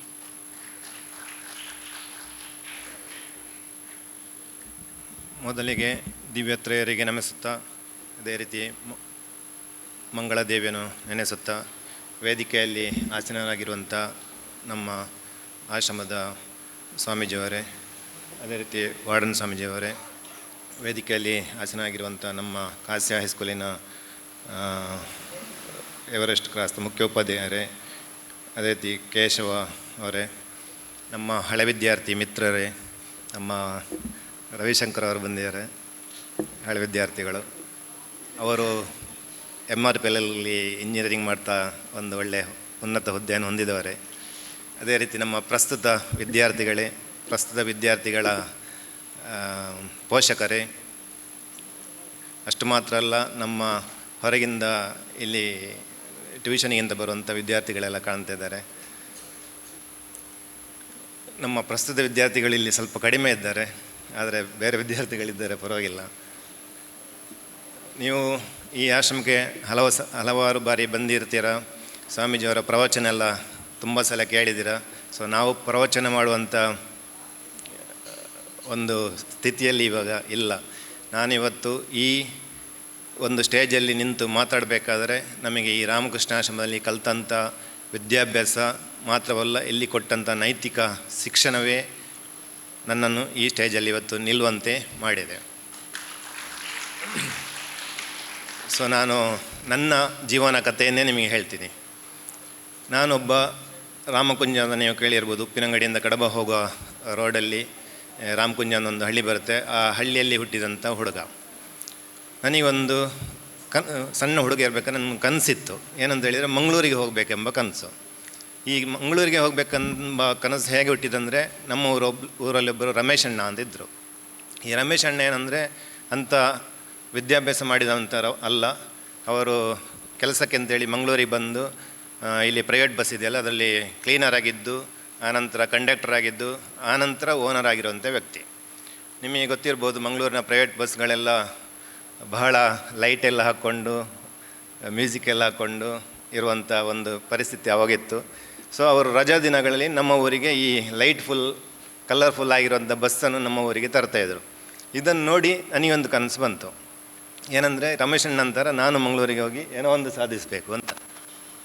ಸೊ ನಾನು ದೇವರ ಹತ್ರ ಯಾವಾಗಲೂ ಪ್ರಾರ್ಥನೆ ಮಾಡಬೇಕಾದ್ರೆ ಕೇಳೋದಂತೆ, ನನಗೆ ಮಂಗಳೂರಿಗೆ ಹೇಗಾದರೂ ಕಳಿಸಪ್ಪ ದೇವರೇ ಅಂತೇಳಿ. ನಮ್ಮ ಪ್ರಾರ್ಥನೆಯ ಫಲವೇನೋ ಗೊತ್ತಿಲ್ಲ. 7ನೇ ಕ್ಲಾಸ್ ಇನ್ನೇನು ಪಬ್ಲಿಕ್ ಎಕ್ಸಾಮ್ ಬರಬೇಕು. ಆ ಒಂದು 2 ತಿಂಗಳು ಇರಬೇಕಾದ್ರೆ ನಮ್ಮ ಶಾಲೆ ಒಬ್ಬರು ಮಾಸ್ಟ್ರ್ ಇದ್ದರು, ಗುಮ್ಮಣ್ಣಗೌಡ ಅಂತೇಳಿ. ಆ ಮಾಸ್ಟ್ರು ನನ್ನ ಕರೆದು ಹೇಳಿದರು, ನವೀನ್ ಹೀಗೆ ರಾಮಕೃಷ್ಣ ಆಶ್ರಮದಲ್ಲಿ ಎಜುಕೇಷನ್ಗೆ ಒಂದು ಆಶ್ರಮದಲ್ಲಿ ಸೇರೋದಕ್ಕೆ ಅಪ್ಲಿಕೇಶನ್ ಕರೆದಿದ್ದಾರೆ, ನೀನು ಹೋಗ್ತೀಯಾ ಅಂತ. ನಾನು ಬಯಸಿದ್ದೇ ಅದನ್ನೇ. ಕೂಡಲೇ ಹೇಳಿದೆ, ಹೋಗ್ತೀನಿ ಸರ್, ನಾನು ಮಂಗಳೂರಿಗೆ ಹೋಗ್ತೀನಿ, ನನ್ನ ಕನಸು ಕೂಡ ಅದೇ ಇದೆ ಅಂತೇಳಿ. ಸೊ ಅವರು ಆವಾಗ ಹೇಳಿದರು, ಅಲ್ಲಿ ಸುಮ್ಮನೆ ಹೋಗೋಕ್ಕಾಗಲ್ಲ, ಅಲ್ಲಿ 3 ಎಕ್ಸಾಮ್ ಮಾಡ್ತಾರೆ. ಒಂದು ಇಂಗ್ಲೀಷ್, ಇನ್ನೊಂದು ಸೈನ್ಸ್, ಇನ್ನೊಂದು ಮ್ಯಾಥ್ಸ್. ಈ 3ರಲ್ಲಿ ನೀನು 80ಇಂದ 85% ಮಾರ್ಕ್ ತಗೊಂಡು ನಿಮಗೆ ಸೀಟ್ ಸಿಗುತ್ತೆ, ಇಲ್ಲಂತ ಸಿಗಲ್ಲ ಅಂತ ಹೇಳಿದರು. ಸೊ ನಾನು ಸೈನ್ಸ್ ಮತ್ತು ಮ್ಯಾಥ್ಸಲ್ಲಿ ನಾನು ತುಂಬ ಹುಷಾರಿದ್ದೆ, ತೊಂದರೆ ಇಲ್ಲ, ನನಗೆ 80 ಎಲ್ಲ 90 ಬರುತ್ತೆ ಅಂತ ಹೇಳಿದೆ. ಆದರೆ ಇಂಗ್ಲೀಷಲ್ಲಿ ನಾನು ತುಂಬ ಡಲ್ ಇದ್ದೆ. ಯಾಕೆ ಡಲ್ ಅಂದರೆ, ನಮ್ಮ ಒಬ್ಬರು ಮಾಸ್ಟರ್ ಇದ್ದರು. ಅವರು ನಮಗೆ ಯಾವಾಗ ಇಂಗ್ಲೀಷ್ 5ನೇ ಕ್ಲಾಸಿಂದ ಪ್ರಾರಂಭ ಆಗ್ತಿತ್ತು. ಸೊ ಅವರು 5ನೇ ಕ್ಲಾಸ್, 6ನೇ ಕ್ಲಾಸ್, 7ನೇ ಕ್ಲಾಸ್ಗೆ ಒಬ್ಬರೇ ಇಂಗ್ಲೀಷ್ ಮಾಸ್ಟರ್ ಇದ್ದರು. ಅವ್ರು ಏನು ಹೇಳ್ತಿದ್ರು ಅಂದರೆ, ಬಂದ ಕೂಡಲೇ ನಿಮಗೆ ರಾಮಾಯಣ ಮಹಾಭಾರತ ಕತೆ ಬೇಕಾ ಇಂಗ್ಲೀಷ್ ಬೇಕಾ ಅಂತ ಕೇಳೋರು. ನಮಗೆ ವಿದ್ಯಾರ್ಥಿಗಳು ನಮಗೆ ರಾಮಾಯಣ ಮಹಾಭಾರತ ಅಂದರೆ ಖುಷಿ, ಅದೇ ಸಾಕು ಅಂತೇಳಿ ನಾವು ಅದನ್ನೇ ಕೇಳಿಕೊಂಡು 3 ವರ್ಷ ಇಂಗ್ಲೀಷ್ ಕಲ್ತಿಲ್ಲ. ಇಂಗ್ಲೀಷ್ ಖಾಲಿ ABCD ಬಿಟ್ಟು ನಮಗೆ ಬೇರೆ ಏನೂ ಗೊತ್ತಿಲ್ಲ. ಸೊ ಏನು ಮಾಡೋದು, ಇಲ್ಲಿ ಎಕ್ಸಾಮ್ ಇಂಗ್ಲೀಷ್ ಪಾಸ್ ಆಗಬೇಕಲ್ಲ ಅಂಥೇಳಿ ಆ ಮಾಸ್ಟ್ರು ನನ್ನನ್ನು 2 ತಿಂಗಳು ಹಗಲು ರಾತ್ರಿ ಇಂಗ್ಲೀಷ್ ಬರೀಲಿಕ್ಕೆ ಕಲಿಸಿ, ಓದಲಿಕ್ಕೆ ಕಲಿಸಿ ಇಲ್ಲಿ ಎಕ್ಸಾಮ್ ಬಂದು ಸೈನ್ಸ್ ಮತ್ತು ಮ್ಯಾಥ್ಸಲ್ಲಿ ನನಗೆ ಒಳ್ಳೆ ಮಾರ್ಕೆ ಬಂತು. 92, 95 ತನಕ ಬಂತು. ಬಟ್ ಇಂಗ್ಲೀಷಲ್ಲಿ 45 ಮಾರ್ಕ್ ಬಂತು. ಸೊ ನಮಗೆ ಇಂಟರ್ವ್ಯೂ ಇದೇ ಸ್ವಾಮೀಜಿಯವರು ಆವಾಗ ವಾರ್ಡನ್ ಸ್ವಾಮೀಜಿ ಆಗಿದ್ದು, ನಮ್ಮ ಜಿತ್ತಕಾಮಂಜಿ ಸ್ವಾಮೀಜಿಯವರು ವಾರ್ಡನ್ ಸ್ವಾಮೀಜಿ ಆಗಿದ್ದು. ನನ್ನನ್ನು ಕರೆದ್ರು, ನವೀನು ಇದೆರಡು ಓಕೆ, ನಿನ್ನ ಸಬ್ಜೆಕ್ಟಲ್ಲಿ ಏನು ಪಾಸಾಗಿದ್ದಿ, ಬಟ್ ಇಲ್ಲಿ ಇಂಗ್ಲೀಷಲ್ಲಿ ಹೆಂಗೆ ನೀನು ಖಾಲಿ 45% ತಗೊಂಡಿದ್ಯಾ ಅಂತೇಳಿ. ಸೊ ನಾನು ಸ್ವಾಮೀಜಿ ಹತ್ರ ಹೇಳಿದ್ದು, ಒಂದು ಅವಕಾಶ ಕೊಡಿ ಸ್ವಾಮೀಜಿ, ನಾನು ಪಿಕಪ್ ಮಾಡ್ಕೊಳ್ತೇನೆ ಅಂತೇಳಿ. ಅದೇ ರೀತಿ ನಾನು ಅವಕಾಶ ಕೊಟ್ಟರು. ನಾನು 10ನೇ ಕ್ಲಾಸ್ ಪಾಸಾದೆ. ನಾನೇನು ಅಂಥ ಬ್ರೈಟ್ ಸ್ಟೂಡೆಂಟ್ ಅಲ್ಲ, ಸಾಧಾರಣ ಸ್ಟೂಡೆಂಟ್. 10ನೇ ಕ್ಲಾಸಲ್ಲಿ 72% ನನಗೆ ಮಾರ್ಕ್ ಬಂದಿತ್ತು. ಸೊ ಇಲ್ಲಿ ಒಂದು ಆವಾಗ ರೂಲ್ಸ್ ಇತ್ತು, ಕಾಲೇಜಿಗೆ ನಿಲ್ಲಬೇಕಾದ್ರೆ ಕೆನರಾ ಕಾಲೇಜಲ್ಲಿ ಸೀಟ್ ತಗೊಳ್ಬೇಕು ಅಂತೇಳಿ. ಕೆನರಾ ಕಾಲೇಜಿಗೆ ಗೊತ್ತಲ್ಲ, ಕೆನರಾ ಕಾಲೇಜಲ್ಲಿ ಸೀಟ್ ಸಿಗಬೇಕಾದ್ರೆ ಮಿನಿಮಮ್ 85%ಗಿಂತ ಕಡಿಮೆ ಇದ್ದವರಿಗೆ ಸೀಟ್ ಸಿಗ್ತಿರಲಿಲ್ಲ. ಸೊ ನಂದು ಇಲ್ಲಿ 72%. ಮತ್ತು ನಾನು ಊರಿಗೆ ಹೋಗುವಂಥ ಪ್ರಮೇಯ ಬಂತು. ಊರಿಗೆ ಹೋದೆ. ಊರಿಗೆ ಹೋಗಿ 2 ವರ್ಷ PUC ಮಾಡಿ ಮತ್ತೆ ಬಂದೆ. ಸ್ವಾಮೀಜಿಯವ್ರ ಹತ್ರ ಕೇಳಿದೆ. ನಮ್ಮ ಸ್ವಾಮೀಜಿಯವರು ಮೊದಲೇ ಮಾತೃ ಹೃದಯದವರು, ನಿಮಗೆಲ್ಲ ಗೊತ್ತಿದೆ. ಅವರನ್ನು ಮತ್ತೆ ಡಿಗ್ರಿಗೆ ಕಾಲೇಜಿಗೆ ಸೇರಿಸ್ಕೊಂಡ್ರು. ಆದರೆ ಡಿಗ್ರಿ ಸೇರಬೇಕಾದ್ರೆ ಇಲ್ಲಿ ಮಂಗಳೂರಲ್ಲಿ ಫೀಸೆಲ್ಲ ಜಾಸ್ತಿ. ನನ್ನ ಹತ್ರ ಫೀಸಿಗೆ ಹಣ ಇರಲಿಲ್ಲ. ಸ್ವಾಮೀಜಿಯವರೇ ಇಲ್ಲಿ ಒಬ್ಬರು ಸೊರಕೆ ಅಂತ ಇದ್ದರು, SCS ಹಾಸ್ಪಿಟಲ್ನ MD ಅವರು. ಸೊರಕೆ ಅವರಿಗೆ ಫೋನ್ ಮಾಡಿ ಹೇಳಿದರು, ಅಲ್ಲಿ ಹೋಗಪ್ಪ, ನಿಂಗೆ ಏನೋ ಒಂದು ಹೆಲ್ಪ್ ಮಾಡ್ತಾರೆ. ನಾನು ಅಲ್ಲಿ ಹೋದೆ. ಅವರು ನನಗೆ ಕೂಡಲೇ 5,000 ಫೀಸಿಗೆ ಅಂತೇಳಿ ಹಣ ಕೊಟ್ಟರು. ಆ ಹಣವನ್ನು ಕೊಡೋದು ಮಾತ್ರ ಅಲ್ಲ, ಕಾಲೇಜಿಗೂ ಫೋನ್ ಮಾಡಿ ಹೇಳಿದರು, ಇಂಥ ಹುಡುಗ ಬರ್ತಾನೆ, ಅವನಿಗೆ ಸೀಟ್ ಕೊಡಿ ಅಂತೇಳಿ. ಸೊ ನಾನು ಕಾಲೇಜಿಗೆ ಸೇರಿಕೊಂಡೆ. BBM ಮಾಡಿದೆ. BBM ಅಂದರೆ ಬ್ಯಾಚುಲರ್ ಆಫ್ ಬಿಸ್ನೆಸ್ ಮ್ಯಾನೇಜ್ಮೆಂಟ್ ಮಾಡಿ ಇನ್ನೇನು ಜಾಬ್ ಹುಡುಕಬೇಕು. ಜಾಬು ಆವಾಗ ಅಂದರೆ ನಿಮಗೆ ಕೂಡಲೇ ಜಾಬ್ ಸಿಗೋದು ತುಂಬ ಕಷ್ಟ. ನನಗೆ ನಾನು BBM ಕಲ್ತರಿಂದಾಗಿ ನನ್ನ ಮನಸ್ಸಲ್ಲಿ ಏನಂದರೆ ಮಂಗಳೂರಲ್ಲಿ ಏನೋ ಒಂದು ಬಿಸ್ನೆಸ್ ಮಾಡಬೇಕು ಅಂದಿತ್ತು. ಬಿಸ್ನೆಸ್ ಹೆಂಗೆ ಮಾಡೋದಂದರೆ ಬಿಸ್ನೆಸ್ ಮಾಡಬೇಕಾದ್ರೆ ಗೊತ್ತು ನಿಮಗೆ ಬಂಡವಾಳ ಬೇಕು. ಸೊ ನನಗೆ ಬಂಡವಾಳ ಇರಲಿಲ್ಲ ಆವಾಗ. ನಾನು ಅಪ್ಪನಿಗೆ ಒಂದು ದಿವಸ ಹೀಗೆ ಫೋನ್ ಮಾಡಿ ಹೇಳಿದೆ, ಅಪ್ಪ ನನಗೆ ಸ್ವಲ್ಪ ಬಂಡವಾಳ ಬೇಕು, ಏನಾದ್ರು ಮಾಡಿ ಅಂತೇಳಿ. ಅವರು ಏನು ಮಾಡಿದಂದರೆ ಅವರ ಜೀವನೋಪಾಯಕ್ಕಂತ ಇಟ್ಟಂಥ ನಮಗೆ ಅಲ್ಲಿ ರಬ್ಬರ್ ಗಿಡಗಳು ಜಾಸ್ತಿ ಇದ್ದು, ಆ ರಬ್ಬರ್ ಗಿಡವನ್ನೇ ಕಡ್ದು 3 ಲಕ್ಷ ಹಣ ತಂದು ಆಶ್ರಮಕ್ಕೆ ನನಗೆ ತಂದು ಕೊಟ್ಟರು. ನೀನು ಬಿಸ್ನೆಸ್ ಮಾಡು ಅಂತಂದರೆ ಅವರಿಗೆ ನಮ್ಮ ಮೇಲೆ ಒಂದು ಹೋಪು, ಮಗ ಏನೋ ಮಾಡ್ತಾನೆ ಅಂತೇಳಿ. ಸೊ ಈ 3 ಲಕ್ಷ ಇಟ್ಕೊಂಡು ನಾನು ಬಿಸ್ನೆಸ್ ಮಾಡಬೇಕು ಅಂತ ಹೋಗಬೇಕಾದ್ರೆ ನನ್ನ ಹತ್ರ ಏನೂ ಐಡಿಯಾ ಇಲ್ಲ, ಯಾವ ಬಿಸ್ನೆಸ್ ಮಾಡಬೇಕೆಂಬ ಐಡಿಯಾ ಇಲ್ಲ. ಸೊ ಅದೇ ಸಂದರ್ಭದಲ್ಲಿ ಇಲ್ಲಿ ಒಬ್ಬರು ಅನುಪಮಾಂಜಿ ಸ್ವಾಮೀಜಿ ಅಂತ ಇದ್ದರು. ಅವರು ನನ್ನನ್ನು ಕರೆದ್ರು. ಏನಂದರೆ ಅವರಿಗೊಂದು ಭುವನೇಂದ್ರ ಕಾಲೇಜ್ ಕಾರ್ಕಳಕ್ಕೆ ಹೋಗುವಂಥ ಒಂದು ಕಾರ್ಯಕ್ರಮ ಇತ್ತು. ಅಲ್ಲಿ ಅವರ ಸ್ಪೀಚ್ ಇತ್ತು. ಆ ಸ್ಪೀಚಿಗೆ ಹೋಗ್ಬೇಕಾದ್ರೆ ನನ್ನನ್ನು ಕರೆದು, ನವೀನ್ ಬಾ, ನೀನು ಹೇಗೂ ರಜೆಯಲ್ಲಿದೆಯಲ್ಲ, ಒಟ್ಟಿಗೆ ಕಾರ್ಲಿ ಹೋಗಿ ಬರೋಣ ಅಂತೇಳಿ. ಸೊ ನಾವು ಹೋಗ್ತಾ ಅನುಪಮಾಂಜಿ ಮಾತಾಡಿದರು, ನವೀನ್ ಕಾಲೇಜೆಲ್ಲ ಆಯಿತು, ಇನ್ನೇನು ಮಾಡ್ತೇನೆ ನೀನು ಅಂತೇಳಿ. ಸೊ ನಾನು ಹೇಳಿದೆ, ಬಿಸ್ನೆಸ್ ಮಾಡಬೇಕು ಸ್ವಾಮೀಜಿ ಅಂತೇಳಿ. ಹೌದಪ್ಪ, ಬಿಸ್ನೆಸ್ ಮಾಡಬೇಕು, ಹೋದ್ರೆ ಹಿಂಗೆ ಬಂಡವಾಳ ಎಲ್ಲಿಂದ ಅಂತೇಳಿ. ನಾನು ಹೇಳಿದೆ, ಅಪ್ಪ ನನಗೆ 3 ಲಕ್ಷ ಕೊಟ್ಟಿದ್ದಾರೆ ಅಂತೇಳಿ. ಓಕೆ, ಏನು ಬಿಸ್ನೆಸ್ ಮಾಡ್ತೀಯ ಅಂತ ಕೇಳಿದರು. ನನಗೆ ಐಡಿಯಾ ಇಲ್ಲ, ಏನು ಮಾಡಬೇಕು ಅಂತ ಗೊತ್ತಿಲ್ಲ.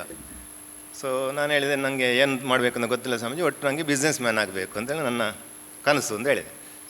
ಆವಾಗ ಹೇಳಿದರು, ನೋಡಪ್ಪ, ನೀನು ಬಿಸ್ನೆಸ್ ಇವಾಗ ಮಾಡಬೇಡ, ಮಾಡಿದರೆ ನೀನು ಸೋಲ್ತೀಯ. ಯಾಕಂದ್ರೆ ನಿನಗೆ ಏನು ಮಾಡಬೇಕು ಅಂತಲೇ ನಿನ್ನ ಹತ್ರ ಗುರಿ ಇಲ್ಲ. ಸೊ ನೀನು ಎಲ್ಲಿಯಾದರೂ ಒಂದು ಜಾಬ್ ಹುಡುಕು ಅಂತ ಹೇಳಿದರು. ಆ ಸಂದರ್ಭದಲ್ಲಿ ನನಗೂ ಅದು ಸರಿ ಅನ್ನಿಸ್ತು. ನಾನೇನು ಮಾಡಿದೆ ಅಂದರೆ, ಹೇಗೂ ನನ್ನ ಅಪ್ಪನಿಗೆ ತಿಂಗಳ ಖರ್ಚಿಗೆ ಕಳಿಸ್ಬೇಕು. ಯಾಕಂದರೆ ಅವರು ಜೀವನೋಪಾಯಕ್ಕೆ ಅಂತ ಇಟ್ಟ ಮರವನ್ನೇ ಕಡ್ದು ನನಗೆ ಕೊಟ್ಟಿದ್ದಾರೆ. ಈ ಕಳಿಸ್ಬೇಕೆಂಬ ಉದ್ದೇಶದಿಂದ ನಮ್ಮ ಇಲ್ಲಿ ಒಬ್ಬರು ಸತ್ಯನಾರಾಯಣ ಅಂತ ಸರ್ ಇದ್ದರು. ಅವರು ಶ್ರೀರಾಮ್ ಟ್ರಾನ್ಸ್ಪೋರ್ಟ್ ಫೈನಾನ್ಸ್ ಕಂಪನಿ ಅಂತೇಳಿ ಅದರಲ್ಲಿ ಮ್ಯಾನೇಜರ್ ಆಗಿದ್ದರು ಶಿವಮೊಗ್ಗದಲ್ಲಿ. ಅವರಿಗೆ ಕರೆದು ಹೇಳಿದೆ, ಸರ್ ನನ್ನ ಹತ್ರ 3 ಲಕ್ಷ ಇದೆ, ಈ ಹಣವನ್ನು ನೀವು ಡೆಪಾಸಿಟ್ ಮಾಡಿ ನನಗೆ ತಿಂಗಳ ಇಷ್ಟು ಕೊಡಿ ಅಂತೇಳಿ. ಸೊ ಅವರು ಅದನ್ನು ಆಯಿತು ಅಂತ ಹೇಳಿದರು. ಅವರು ಹೇಳಿದರು, ಈ ಡೆಪಾಸಿಟ್ ಸರ್ಟಿಫಿಕೇಟನ್ನು ನೀನು ಮಂಗಳೂರು ಬ್ರಾಂಚಿಗೆ ಹೋಗಿ ತೆಕ್ಕೋ ಅಂತೇಳಿ. ಇವರು ಶಿವಮೊಗ್ಗದಲ್ಲಿ ಇದ್ದರು, ಹಾಗಾಗಿ ಮಂಗಳೂರಲ್ಲಿ ಬ್ರಾಂಚಿ ಬರುತ್ತೆ, ಅಲ್ಲಿಂದ ತೆಕ್ಕೋ ಅಂತ ಹೇಳಿದರು. ಸೊ ನಾನು ಮಂಗಳೂರು ಬ್ರಾಂಚಿಗೆ ಹೋದ ಸಂದರ್ಭದಲ್ಲಿ ಅಲ್ಲಿ ಒಬ್ಬರು ರೊನಾಲ್ಡ್ ಡಿಸೋಜ ಅಂತೇಳಿ ಆವಾಗಿದ್ದು DM ಡಿವಿಷನ್ ಮ್ಯಾನೇಜರ್ ಇದ್ದರು. ಅವರು ನಮ್ಮ ಆಶ್ರಮಕ್ಕೆ ಯಾವಾಗ ಬಂದು ಹೋಗ್ತಾ ಇದ್ದಂಥ ವ್ಯಕ್ತಿ. ನನ್ನ ನೋಡಿ, ಬಾರಪ್ಪ, ನೀನು ಆಶ್ರಮದ ಹುಡುಗಲ್ವಾ ಅಂತ ಕೇಳಿದರು. ನಾನು ಹೌದು ಅಂತ ಹೇಳಿದೆ. ಸೊ ನೀನೇನು ಮಾಡ್ತೀಯ? ನಾನು ಈಗಷ್ಟೇ ಡಿಗ್ರಿ ಮುಗಿಸಿದ್ದೀನಿ, ನನಗೆ ಜಾಬ್ ಇಲ್ಲ ಅಂತ ಹೇಳಿದೆ. ನೀನು ಪರವಾಗಿಲ್ಲ, ನಿಮಗೆ ಕ್ರಿಕೆಟ್ ಆಡಲಿಕ್ಕೆ ಬರುತ್ತಾ ಅಂತ ಕೇಳಿದ್ರು. ಅಂದರೆ ಅವರಿಗೆ ಅವರು ಇಲ್ಲಿ ಬರ್ತಿದ್ದದ್ದು ಕ್ರಿಕೆಟ್ ಆಡಲಿಕ್ಕೆ, ಆಶ್ರಮಕ್ಕೆ ಬರ್ತಿದ್ದದ್ದು ಕ್ರಿಕೆಟ್ ಆಡಲಿಕ್ಕೆ ಆ ಟೈಮಲ್ಲಿ. ಸೊ ನನಗೆ ಬರುತ್ತೆ ಸರ್ ಅಂತ ಹೇಳಿದೆ. ಸೊ ತೊಂದರೆ ಇಲ್ಲ, ನೀನು ಜಾಬಿಗೆ ಸೇರ್ಕೊ ಅಂತೇಳಿ. ಮರು ದಿವಸನೇ ಶ್ರೀರಾಮ್ ಟ್ರಾನ್ಸ್ಪೋರ್ಟಲ್ಲಿ ಜಾಬಿಗೆ ಸೇರಿದೆ. ನಾನು ಸೇರಬೇಕಾದ್ರೆ ನನಗೆ 1,800 ಸಂಬಳ. ಆವಾಗ 2001ರಲ್ಲಿ ಸೇರಿದೆ. ಆವಾಗ ಫೀಲ್ಡ್ ಎಕ್ಸಿಕ್ಯೂಟಿವ್ ಅಂತೇಳಿ, ಅದು ಅಲ್ಲಿದ್ದು ಪ್ರಥಮ ಹಂತ. ಫೀಲ್ಡ್ ಎಕ್ಸಿಕ್ಯೂಟಿವ್ ಆಗಿ ಸೇರಿದೆ. ಅಲ್ಲಿಂದ ಅಸಿಸ್ಟೆಂಟ್ ಬ್ರಾಂಚ್ ಮ್ಯಾನೇಜರ್ ಆದೆ. ಅಸಿಸ್ಟೆಂಟ್ ಬ್ರಾಂಚ್ ಮ್ಯಾನೇಜರ್ ಆದಮೇಲೆ ನನ್ನನ್ನು ಪುತ್ತೂರಿಗೆ ಟ್ರಾನ್ಸ್ಫರ್ ಮಾಡಿದರು. ಯಾಕಂದ್ರೆ ನಾನು ಆ ಪ್ಲೇಸಲ್ಲಿ ಇದ್ದವ. ಸೊ ಅಲ್ಲಿ ಆವಾಗ ಬ್ರಾಂಚ್ ಇರಲಿಲ್ಲ. ನನಗೆ ಟಾರ್ಗೆಟ್ ಕೊಟ್ಟು, ನೀನಲ್ಲಿ ಎಲ್ಲ ಹುಡುಗರನ್ನು ಸೇರಿಸ್ಕೊಂಡು ಬ್ರಾಂಚ್ ಮಾಡಿ ತೋರಿಸಬೇಕು ಅಂತೇಳಿ. ಸೊ ನಾನು ವಿದಿನ್ 1 ಇಯರಲ್ಲಿ ಬ್ರಾಂಚ್ ಮಾಡಿದೆ. ಅಲ್ಲಿ ಬ್ರಾಂಚ್ ಮ್ಯಾನೇಜರ್ ಆದೆ. ಅದರಂಥ ಪ್ರಾಡಕ್ಟ್ ಮ್ಯಾನೇಜರ್ ಆದೆ. ಪ್ರಾಡಕ್ಟ್ ಮ್ಯಾನೇಜರ್ ಪ್ರಮೋಷನ್ ಆಗಿ ರೀಜನಲ್ ಮ್ಯಾನೇಜರ್ ಆದೆ. ಸೊ ಈ ರೀಜನಲ್ ಮ್ಯಾನೇಜರ್ ಆಗಿ ಕರ್ನಾಟಕ ಹಾಫ್, ಅಂದರೆ ಕರಾವಳಿ ಕರ್ನಾಟಕ ಮತ್ತು ಮಲೆನಾಡು ಕರ್ನಾಟಕ ಅಂತೇಳಿ ಅದು ಅಷ್ಟು, ಮತ್ತು ಕೇರಳ, ಆಮೇಲೆ ಗೋವಾ, ಈ 3 ಸ್ಟೇಟ್ ಇದು ನನಗೆ ನೋಡ್ಕೊಳ್ಳೋಕ್ಕಿತ್ತು. ಸೊ ಆ ಸಂದರ್ಭದಲ್ಲಿ ನನ್ನ ಮನಸ್ಸಲ್ಲಿ ಇನ್ನೂ ಈ ತವಕ ಹೋಗಿರಲಿಲ್ಲ. ಅಂದರೆ ಬಿಸ್ನೆಸ್ ಮ್ಯಾನ್ ಆಗಬೇಕೆಂಬ ಒಂದು ಇದು ಹೋಗಿರಲಿಲ್ಲ. ಸೊ ಇನ್ನೇನು ನನಗೆ ಮತ್ತೆ ಅಲ್ಲಿ ಸ್ವಲ್ಪ ನಮ್ಮ ಮೇಲಾಧಿಕಾರಿ ಸ್ವಲ್ಪ ಸಣ್ಣ ಕ್ಲಾಶ್ ಬಂತು. ಸೊ ಇದು ಕರೆಕ್ಟಾದ ಸಂದರ್ಭ ಅಂತೇಳಿ ಶ್ರೀರಾಮಿಗೆ ರಿಸೈನ್ ಮಾಡಿದೆ. ಹೊರಗೆ ಬಂದು ನಾನು, ನಮ್ಮ ಆಶ್ರಮದ ಇನ್ನೊಂದು 2-3 ಜನ ಹುಡುಗರು, ಆಮೇಲೆ ನನ್ನ ಮಿಸ್ಸಸ್ ಮತ್ತು ಇನ್ನೊಂದು ಹೊರಗಿನ ಒಂದು 3-4 ಜನ ಸೇರಿ ಈ ಸಮರ್ಥ ನಿಧಿ ಲಿಮಿಟೆಡ್ ಎಂಬ ಸಂಸ್ಥೆಯನ್ನು ಪ್ರಾರಂಭ ಮಾಡಿದೆವು 2014ರಲ್ಲಿ. ಪ್ರಾರಂಭ ಮಾಡಿ ಇಂದಿಗೆ ನಮ್ಮಲ್ಲಿ 18 ಶಾಖೆಗಳಿದ್ದಾವೆ. ಸುಮಾರು 7 ಜಿಲ್ಲೆಗಳಲ್ಲಿ ನಾವು ಕಾರ್ಯನಿರ್ವಹಿಸ್ತಿದ್ದೇವೆ. ಸುಮಾರು 380ರಷ್ಟು ಹಳ್ಳಿಯ ಹುಡುಗರು ಮತ್ತು ಹುಡುಗಿಯರಿಗೆ ನಾವು ಉದ್ಯೋಗಾವಕಾಶವನ್ನು ಕಲ್ಪಿಸಿಕೊಟ್ಟಿದ್ದೇವೆ. ಮತ್ತು ನಮ್ಮ ಈ ಎಲ್ಲ ಶಾಖೆಗಳು ಆದಷ್ಟು ಹಳ್ಳಿ ಅಂದರೆ ತಾಲೂಕು ಲೆವೆಲಲ್ಲೇ ಇರುವಂಥದ್ದು, ರೂರಲ್ ಪ್ಲೇಸಲ್ಲೇ ಇರುವಂಥದ್ದು. ಡಿಸ್ಟಿಕ್ ಪ್ಲೇಸಲ್ಲಿ ಮಂಗಳೂರಲ್ಲಿದೆ, ಹಾಸನದಲ್ಲಿದೆ, ಮತ್ತು ಚಿಕ್ಕಮಗಳೂರು ಮತ್ತು ಶಿವಮೊಗ್ಗ ಮಾತ್ರ ಇದೆ. ಬೇರೆಲ್ಲ ಕಡೆ ನಮ್ಮದು ಹಳ್ಳಿ ಪ್ಲೇಸಲ್ಲಿ ಅಂದರೆ ರೂರಲ್ ಪ್ಲೇಸಲ್ಲೇ ಇರುವಂಥದ್ದು. ನಾನು ಈ ಕತೆ ಯಾಕೆ ನಿಮಗೆ ಹೇಳಿದೆ ಅಂದರೆ, ಇದು ನಮ್ಮ ಪೋಷಕರಿಗೆ ಅಷ್ಟು ಅನ್ವಯ ಆಗಲಿಕ್ಕಿಲ್ಲ, ನಮ್ಮ ವಿದ್ಯಾರ್ಥಿಗಳಿಗೆ ಹೇಳಿರುವಂಥದ್ದು. ಇದು ಯಾಕೆ ಹೇಳಿದೆ ಅಂದರೆ, ನೀವು ನೋಡಿ, ನಿಮ್ಮ ವಿದ್ಯಾರ್ಥಿ ಜೀವನದಲ್ಲಿ ಏನೋ ಒಂದು ಕನಸು ಕಾಣಬೇಕು. ಕನಸು ಕಾಣೋದು ಮಾತ್ರ ಅಲ್ಲ, ಆ ಕನಸಿಗೆ ಬೇಕಾದಂಥ ಸ್ವಲ್ಪ ಪ್ರಯತ್ನ ಅಲ್ಲ, ಪರಿಪೂರ್ಣ ಪ್ರಯತ್ನವನ್ನು ಪಡಬೇಕು. ಇದು ಪಟ್ಟರೆ ನೀವು ಕಂಡಂಥ ಕನಸನ್ನು ಖಂಡಿತವಾಗಲೂ ಮುಟ್ಟಬಹುದು ಎಂಬ ಒಂದು ಕಾರಣಕ್ಕೆ ನಿಮ್ಮಲ್ಲಿ ಒಂದು ಸ್ವಲ್ಪ ಸ್ಫೂರ್ತಿ ಬರಲಿ ಅಂತೇಳಿ ನಾನು ಈ ಒಂದು ಸ್ಟೋರಿ ಹೇಳಿದೆ. ಇದು ನನ್ನ ಕತೆ ಅಷ್ಟೇ. ಇನ್ನೊಂದು, ಇಷ್ಟು ಮಾತ್ರ ಅಲ್ಲ, ವಿದ್ಯಾರ್ಥಿಗಳ ಈ ಎಲ್ಲ ಗುಣಗಳೊಂದಿಗೆ ಮುಖ್ಯವಾಗಿ ಬೇಕಾದ ಪ್ರಾಮಾಣಿಕತೆ. ನಮ್ಮ ಈಗಿನ ಜನ್ರೇಷನಲ್ಲಿ ಎಲ್ಲರಿಗಂತ ನಾನು ಹೇಳಲ್ಲ, ಬಟ್ ಪ್ರಾಮಾಣಿಕತೆ ದಿನಕ್ಕೆ ಕುಸಿತಾ ಇದೆ. ಇದಕ್ಕೂ ಒಂದು ಸ್ಟೋರಿ ಅಲ್ಲ, ಅದು ನಿಜ ಕಥೆನೇ. ನಾನು ಯಾವಾಗಲೂ ಟ್ರಾವೆಲಿಂಗಲ್ಲಿ ಜಾಸ್ತಿ ಇರ್ತೀನಿ. ಬೆಂಗಳೂರು ಹೋದಾಗ ಒಂದು ಹೋಟ್ಲಲ್ಲಿ ಸ್ಟೇ ಆಗ್ತೀನಿ. ಒಂದೇ ಹೋಟ್ಲಲ್ಲಿ ಸ್ಟೇ ಆಗೋದು, ದಿನಕ್ಕೊಂದು ಹೋಟ್ಲಲ್ಲಿ ಸ್ಟೇ ಆಗಲ್ಲ. ಸೊ ನಾನು ವೀಕ್ಲಿ ಒಂದು ದಿವಸ ಆದರೂ ಬೆಂಗಳೂರಿಗೆ ಹೋಗ್ತೀನಿ. ಸೊ ಆ ಸಂದರ್ಭದಲ್ಲಿ ಅಲ್ಲೊಬ್ಬರು ಎಳ್ನೀರು ಮಾರುವಂಥ ಒಬ್ಬರು ಅಜ್ಜ ಇದ್ದರು. ಅವರು ಸೈಕಲಲ್ಲಿ ಒಂದು 20-30 ಎಳ್ನೀರು ತಂದು ಮಾರೋದು, ಸಂಜೆ ಹೋಗೋದು. ನಾನು ಅವ್ರ ಹತ್ರ ಎಳ್ನೀರು ಕುಡಿಯಲಿಕ್ಕೆ ಹೋಗ್ಬೇಕಾದ್ರೆ ಕೇಳಿದೆ, ಅಜ್ಜ ನಿಮಗೆ ಇದರಿಂದ ಎಷ್ಟು ಲಾಭ ಬರುತ್ತೆ ಅಂತೇಳಿ. ಅವರು ಹೇಳಿದ್ರು, ನನಗೆ ನನ್ನ ಜೀವನ ಮಾಡಲಿಕ್ಕೆ ಬರುತ್ತೆ ಅಷ್ಟೇ, ತುಂಬೇನು ಬರಲ್ಲ ಅಂತೇಳಿ. ನಾನು ಅವರಿಗೆ ಒಂದು ಐಡಿಯಾ ಕೊಟ್ಟೆ, ನೀವು ಈ ಸೈಕಲಲ್ಲಿ ಬಂದು ಮಾರೋದಕ್ಕಿಂತ ಸ್ವಲ್ಪ ಜಾಸ್ತಿ ಎಳ್ನೀರು ತಂದು ಮಾರಿದರೆ ನಿಮಗೆ ಲಾಭ ಜಾಸ್ತಿ ಆಗುತ್ತಲ್ಲ. ಅದಕ್ಕೆ ಹೇಳಿದರು, ಹೌದು, ನನ್ನ ಹತ್ರ ಬಂಡವಾಳ ಇಲ್ಲ, ಏನು ಮಾಡೋದು ಅಂತ.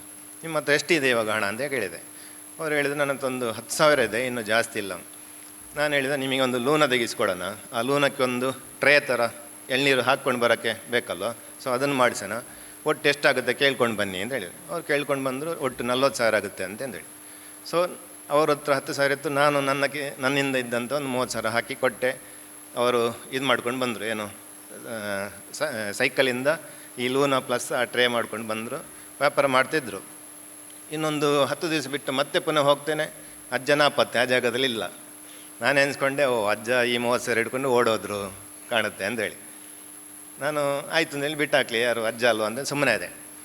ಇನ್ನೊಂದು 6 ತಿಂಗಳು ನಾನು ಮತ್ತೆ ಹೋಗ್ತಾ ಇದ್ದೆ. ಬಟ್ 6 ತಿಂಗಳು ಆದಮೇಲೆ ಅದೇ ಅಜ್ಜ ಮತ್ತೆ ಅದೇ ಪ್ಲೇಸಲ್ಲಿ ಆ ಮೊದಲಿನ ಸೈಕಲ್ ಇದೆಯಲ್ಲ ಅದನ್ನು ಹಿಡ್ಕೊಂಡು ಬಂದು ಕೂತಿದ್ದಾರೆ. ನಾನು ಅಜ್ಜನ ಹತ್ರ ಕೇಳಿದೆ, ನಾವು ಅವತ್ತು ಕೊಟ್ಟಂಥ ಈ ಮೋಟ್ರ್ ಸೈಕಲ್ ಎಲ್ಲೋ ಆಯ್ತು ಅಂತ. ಅವರು ಹೇಳಿದರು, ಈ ಮೋಟ್ರ್ ಸೈಕಲ್ ನಾನು ಅದರಲ್ಲಿ ತುಂಬ ಎಳ್ನೀರು ತರ್ತಿದ್ದೆ ಅಲ್ವಾ, ಸೊ ಈ ಪ್ಲೇಸಲ್ಲಿ ಅಷ್ಟು ವ್ಯಾಪಾರ ಆಗ್ತಿರಲಿಲ್ಲ, ಸೈಕಲ್ಲಿ ಹೋಗುವಷ್ಟು ಮಾತ್ರ ಇರ್ತಿತ್ತು. ಸೊ ಈ ಮೋಟ್ರ್ ಸೈಕಲ್ ನಾನು ನನ್ನ ಮಗನಿಗೆ ಕೊಟ್ಟೆ, ಮಗ ಇನ್ನೊಂದು ಜಾಗದಲ್ಲಿ ವ್ಯಾಪಾರ ಮಾಡ್ತಿದ್ದಾನೆ ಅಂತೇಳಿ. ಆಗ ನನಗೆ ಖುಷಿ ಆಯಿತು, ಕನಿಷ್ಠ ಪಕ್ಷ ಮಗನಿಗೆ ಒಂದು ಉದ್ಯೋಗ ಅದು ಸಿಕ್ತಲ್ಲ ಅಂತೇಳಿ. ಸೊ ಅಷ್ಟು ಮಾತ್ರ ಅಲ್ಲ, ಆ ಅಜ್ಜ ದಿನ 100 ರೂಪಾಯಿ 200 ರೂಪಾಯಿ ಕೂಡಿಟ್ಟು ನಾನು ಕೊಟ್ಟಂಥ 30,000ವನ್ನು ಮತ್ತೆ ನನಗೆ ರಿಟರ್ನ್ ಕೊಟ್ಟರು. ನಾನು ಆ ಹಣವನ್ನು ತಗೊಳ್ಳಿಲ್ಲ. ಅವರಿಗೆ ಹೇಳಿದೆ, ನೋಡಿ, ನೀವು ಈಗಾಗಲೇ ನಿಮಗೆ ಪ್ರಾಯ ಬಂದಿದೆ, ಇನ್ನೇನೋ ಕಷ್ಟಕ್ಕೆ ನಿಮಗೆ ಬೇಕಾಗ್ಬೋದು, ಇಟ್ಕೊಳ್ಳಿ ಅಂತ ಹೇಳಿದೆ. ಆದರೆ ನೀವು ಲೆಕ್ಕ ಹಾಕಿ ಆ ಅಜ್ಜನಲ್ಲಿದ್ದಂಥ ಪ್ರಾಮಾಣಿಕತೆ ಅಲ್ವಾ. ಸೊ ನಮ್ಮ ಜೀವನದಲ್ಲಿ ನಾವು ಪ್ರಾಮಾಣಿಕರಾಗಿದ್ದರೆ ಏನನ್ನಾದರೂ ಮಾಡ್ಬೋದು. ಇನ್ನೊಂದು, ನಿಮಗೆ ನಿಷ್ಠೆ. ವಿದ್ಯಾರ್ಥಿಗಳ ಹತ್ರ ಯಾವುದೇ ಒಂದು ಕೆಲಸ ಮಾಡಲಿ, ಅದು ನಿಷ್ಠಾವಂತರಾಗಿ ನೀವು ಮಾಡಬೇಕು. ನಾನು ಇದೇ ಆಶ್ರಮದಲ್ಲಿ ಇರಬೇಕಾದ್ರೆ ನಾನು 8th ಜಾಯಿನ್ ಆಗಿ 8ಲ್ಲಿ ಇಲ್ಲಿ ಒಂದು ನಮಗೆ ಪ್ರತಿಯೊಬ್ಬರಿಗೆ ಕೆಲಸ ಇರುತ್ತೆ, ಇಂತೆಂಥ ಕೆಲಸ ಅಂತೇಳಿ. ನನಗೆ ಆವಾಗ 8th ಅರ್ಧ ವರ್ಷ ಆದಮೇಲೆ ಶೈನ್ ಕೆಲಸ ಸಿಕ್ತು. ಸೊ ಶೈನಲ್ಲಿ ಒಬ್ಬರು ವಿಷ್ಣು ಮಹಾರಾಜ್ ಇದ್ದರು. ಅವರು ನಮ್ಮ ಕಲ್ಕತ್ತದವರು. ಅವರಿಗೆ ಕನ್ನಡ ಅಷ್ಟು ಬರ್ತಿರಲಿಲ್ಲ. ಕನ್ನಡದಲ್ಲಿ ಏನೇನೋ ಮಾತಾಡ್ತಿದ್ರು, ವಿದ್ಯಾರ್ಥಿಗಳೆಲ್ಲ ಅರ್ಥನೂ ಆಗ್ತಿರಲಿಲ್ಲ. ಸೊ ಅವರೇನೆಂದರೆ, ಬೆಳಿಗ್ಗೆ ನನಗೆ ಹೇಳಿದರು, ನೀನೊಂದು ನನಗೆ ಪೂಜೆ ಮಾಡಲಿಕ್ಕೆ ಇನ್ನೊಂದೆರಡು ಯಾವಾಗಲನ್ನ ದೀಪ ಅದೆಲ್ಲ ಇರುತ್ತೆ, ಯಾವಾಗಲನ್ನ ಏನು ತೊಳಿಬೇಕು ಅದೆಲ್ಲ ತೊಳಿಬೇಕು, ಅದಲ್ಲದೆ ಒಂದು ಎಕ್ಸ್ಟ್ರಾ ದೀಪ ಮತ್ತು ಒಂದು 2 ಪಾತ್ರೆ ಕೊಟ್ಟರು, ಇದನ್ನು ತೊಳೆದಿಡು ಅಂತೇಳಿ. ನನಗೆ ಯಾವಾಗ ಟೈಮ್ ಸಾಕಾಗಲಿಲ್ಲ, ಮತ್ತು ಮರೆತು ಹೋಯ್ತು ಅದನ್ನು ತೊಳೆಯೋಕ್ಕೆ. ನಾನು ಅದನ್ನು ತೊಳೆಯೋದು ಬಿಟ್ಟು ಸ್ಕೂಲಿಗೆ ಹೋದೆ. ಆ ದಿವಸ ಶನಿವಾರ ಶಾಲೆಯಲ್ಲಿ ಏನೋ ಕಾರ್ಯಕ್ರಮ ಇತ್ತು ಅಂತೇಳಿ ಶಾಲೆ ಸ್ವಲ್ಪ ಬೇಗ ಬಿಟ್ಟರು. ಸೊ ನನಗೆ ಬರ್ತಾ ನೆನಪಾಯಿತು, ನಾನು ಸ್ವಾಮೀಜಿ ಹೇಳಿದ ಕೆಲಸ, ಇದು ಮಹಾರಾಜ್ ಹೇಳಿದ ಕೆಲಸ ಮಾಡಲಿಲ್ಲ, ಈಗ ಹೋಗಿ ಮಾಡೋಣ ಅಂಥೇಳಿ ಮತ್ತೆ ಹೋಗಿ ಸ್ನಾನ ಮಾಡಿ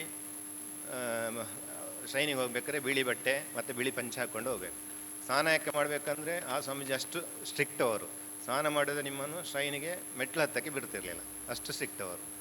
ಸೊ ನಾನು ತೊಳೆದೆ, ಪಾತ್ರೆ ಎಲ್ಲ ತೊಳೆದು ಶ್ರೈನಿಗೆ ಅಂದರೆ ದೇವರಿಗೆ ಪೂಜೆ ಮಾಡ್ತಾರಲ್ಲ ಅಲ್ಲಿ ತಗೊಂಡೋಗಿ ಇಡಕ್ಕೆ ಅಂತೇಳಿ ಹೋದೆ, ಒಳಗಡೆ ಹೋಗ್ಬೇಕಾದ್ರೆ ಈ ಮಹಾರಾಜ್ ಆಫರಿಂಗ್ ಮಾಡ್ತಾಯಿದ್ರು. ಆಫರಿಂಗ್ ಅಂದರೆ ಮಧ್ಯಾಹ್ನದ ಹೊತ್ತು ದೇವರಿಗೆ ಆಫರಿಂಗ್ ಮಾಡ್ತಾರೆ, ಅದು ಮಾಡ್ತಾಯಿದ್ರು. ನನಗೆ ಬೈದರು, ಯಾಕೆ ಈ ಹೊತ್ತಿಗೆ ನೀನು ಇಲ್ಲಿ ಬಂದೆ ಅಂತೇಳಿ. ಅವರು ಏನು ಮಾಡ್ತಿದ್ರು ನನಗೆ ಅಂದರೆ ಬೈದರು, ಹೊರಗೆ ಬಂದು ಮತ್ತೆ ಬೈದರು ಯಾಕೆ ಬಂದೆ ಅಂತೇಳಿ. ಬಟ್ ನನಗೆ ಬೇಜಾರಾಗಿಲ್ಲ. ಅವ್ರು ಏನು ಮಾಡ್ತಿದ್ರೆ ದೇವರ ಫೋಟೋ ಇದೆಯಲ್ಲ, ರಾಮಕೃಷ್ಣ ಶಾರದಾದೇವಿ ವಿವೇಕಾನಂದ ಫೋಟೋ ಇದೆಯಲ್ಲ, ಆ ಫೋಟೋಕ್ಕೆ ಊಟ ಕೊಡಿಸ್ತಾ ಇದ್ರು. ತಟ್ಟೆ ಹಿಡ್ಕೊಂಡು ಹೀಗೆ ಊಟ ಕೊಡ್ತಾಯಿದ್ರು. ದೇವರು ಊಟ ಮಾಡ್ತಾರ ಇಲ್ಲೋ ಅದು ಸೆಕೆಂಡರಿ, ಆದರೆ ಅವರ ಕೆಲಸದ ಮೇಲೆ ಇರುವ ನಿಷ್ಠೆ ಮತ್ತು ಪ್ರೀತಿ ನೀವಲ್ಲಿ ಗಮನಿಸಲೇಬೇಕು ಅಲ್ವಾ. ಸೊ ಆ ನಿಷ್ಠೆಯಿಂದ ಅವರು ಆ ಪ್ರೀತಿಯಿಂದ ದೇವರಿಗೆ ಪೂಜೆ ಮಾಡೋದು ಮಾತ್ರ ಅಲ್ಲ, ಊಟನೂ ಕೊಡ್ತಾಯಿದ್ರು. ಅದರಿಂದ ನಾನು ಆ ನಿಷ್ಠೆ ಎಂಬ ಪಾಠವನ್ನು ಕಲಿತೆ. ನಾನು ಈ ಎಲ್ಲ ಸ್ಟೋರಿಯನ್ನು ನಿಮಗೆ ಯಾಕೆ ಹೇಳಿದಂದರೆ, ನೋಡಿ, ಒಂದು ನಾವು ದಿನ ನಮ್ಮ ಶಾಲೆಯಲ್ಲಿ ಪಾಠ ಮಾಡ್ತಾರೆ, ಓದ್ತೀವಿ, ಎಲ್ಲ ಮಾಡ್ತೀವಿ. ಆದರೆ ಈ ಮಿಡ್ ಟರ್ಮಿಂದ ಮೊದಲು ಓದಿದ ಪಾಠ ನಮಗೆ ಮಿಡ್ ಟರ್ಮ್ ಕಳೆದ ನಂತರ ಮರ್ತೋಗುತ್ತೆ ಅಲ್ವಾ. ಅದೇ ನೀವೊಂದು ಫಿಲ್ಮ್ ನೋಡಿ 10 ವರ್ಷದ ನಂತರ ಬೇಕಾದ್ರೆ ನೀವು ಆ ಫಿಲ್ಮಿದ ಕಥೆ ಕೇಳಿ ನಿಮಗೆ ಪಟ್ಟಂದ ನೆನಪಿರುತ್ತೆ ಅಲ್ವಾ. ಸೊ ಅದೇ ರೀತಿ ಸ್ಟೋರಿನೂ ಅಷ್ಟೇ. ಸ್ಟೋರಿ ನಿಮಗೆ ಏನು ಕಮ್ಮಿ ಅಂದರೂ ಒಂದು 5 ವರ್ಷ ಅಂತೂ ನೆನಪಿದ್ದೇ ಇರುತ್ತೆ. ಸೊ ಈ ಸ್ಟೋರಿಯ ಮುಖಾಂತರ, ಇದು ಸ್ಟೋರಿ ಅಲ್ಲ, ಇದು ನಿಜ ಕಥೆನೇ. ಇದನ್ನು ನಿಮಗೆ ಯಾಕೆ ಹೇಳಿದಂದರೆ, ನೀವು ವಿದ್ಯಾರ್ಥಿಗಳಿಂದ ಇದ್ದು ಇನ್ನೂ ಬೆಳೆದು ಏನೇನೋ ಆಗುವವರಿದ್ದೀರ.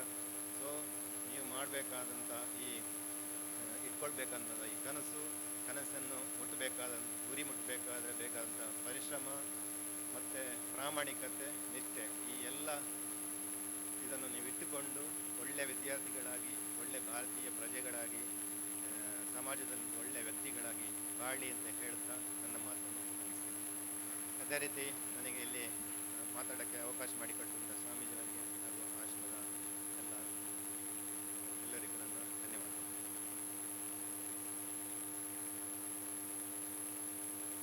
ಬಹಳ ಅಚ್ಚುಕಟ್ಟಾಗಿ ಅತಿಥಿ ಭಾಷಣವನ್ನು ಮಾಡಿದಂತಹ ಶ್ರೀ ನವೀನ್ ಕುಮಾರ್ ಕೆ ಇವರಿಗೆ ಈ ಕಾರ್ಯಕ್ರಮದ ಪರವಾಗಿ ಧನ್ಯವಾದಗಳು. ಇನ್ನೋರ್ವ ಮುಖ್ಯ ಅತಿಥಿಗಳಾಗಿ ಆಗಮಿಸಿದ ಶ್ರೀ ಕೇಶವ ಕೆ ರವರು ಅತಿಥಿ ಭಾಷಣವನ್ನು ನೀಡಬೇಕೆಂದು ವಿನಂತಿ.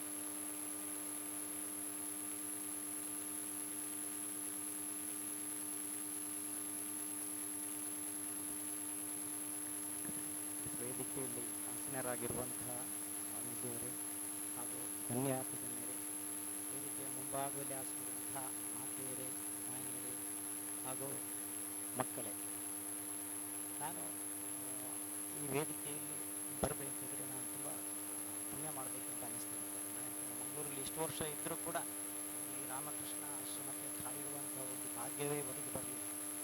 ನಮ್ಮ ಮಿತ್ರ ಅಂತ ಸತ್ಯನಾರಾಯಣ ಸರ್ ಅವರು ತುಂಬ ವರ್ಷದ ನಮಗೆ ಪರಿಚಯ, ಮಕ್ಕಳಿಗೂ ಕೂಡ ಒಟ್ಟಿಗೆ ಕಲಿತಿದ್ದೇವೆ, ಒಟ್ಟಿಗೆ ಹಾಸ್ಟೆಲಲ್ಲಿ ಕೊಡಿದ್ರು. ರಾಮಕೃಷ್ಣ ಆಶ್ರಮ ಅಲ್ಲ, ಬೇರೆ ಹಾಸ್ಟೆಲ್, ಗೌರ್ಮೆಂಟ್ ಹಾಸ್ಟೆಲ್ ಇದ್ದರು. ಕಾರ್ಯಕ್ರಮಕ್ಕೆ ತುಂಬ ಬೇರೆ ಬೇರೆ ಕಾರ್ಯಕ್ರಮಕ್ಕೆ ನಮಗೆ ಕರೀತಾ ಇದ್ದರು. ಅದನ್ನು ಒಂದು ದಿವಸ ಯಾವ ಕಾರ್ಯಕ್ರಮಕ್ಕೂ ಅವ್ರದ್ದು ಹೋಗಲಿಲ್ಲ. ನನಗೆ ವೇದಿಕೆ ಮುಂಭಾಗ ವೇದಿಕೆಯನ್ನು ಅಲಂಕರಿಸುವುದು ನನಗೆ ಅಷ್ಟು ಇಷ್ಟವಾದ ಒಂದು ವಸ್ತುವೇ ಅಲ್ಲ. ವೇದಿಕೆ ಮುಂಭಾಗದಲ್ಲಿ ಬೇಕಾದ್ರೆ ಆರಾಮವಾಗಿ ಕೂತ್ಕೊಳ್ತೇನೆ, ಖುಷಿ ಪಡ್ತೇನೆ.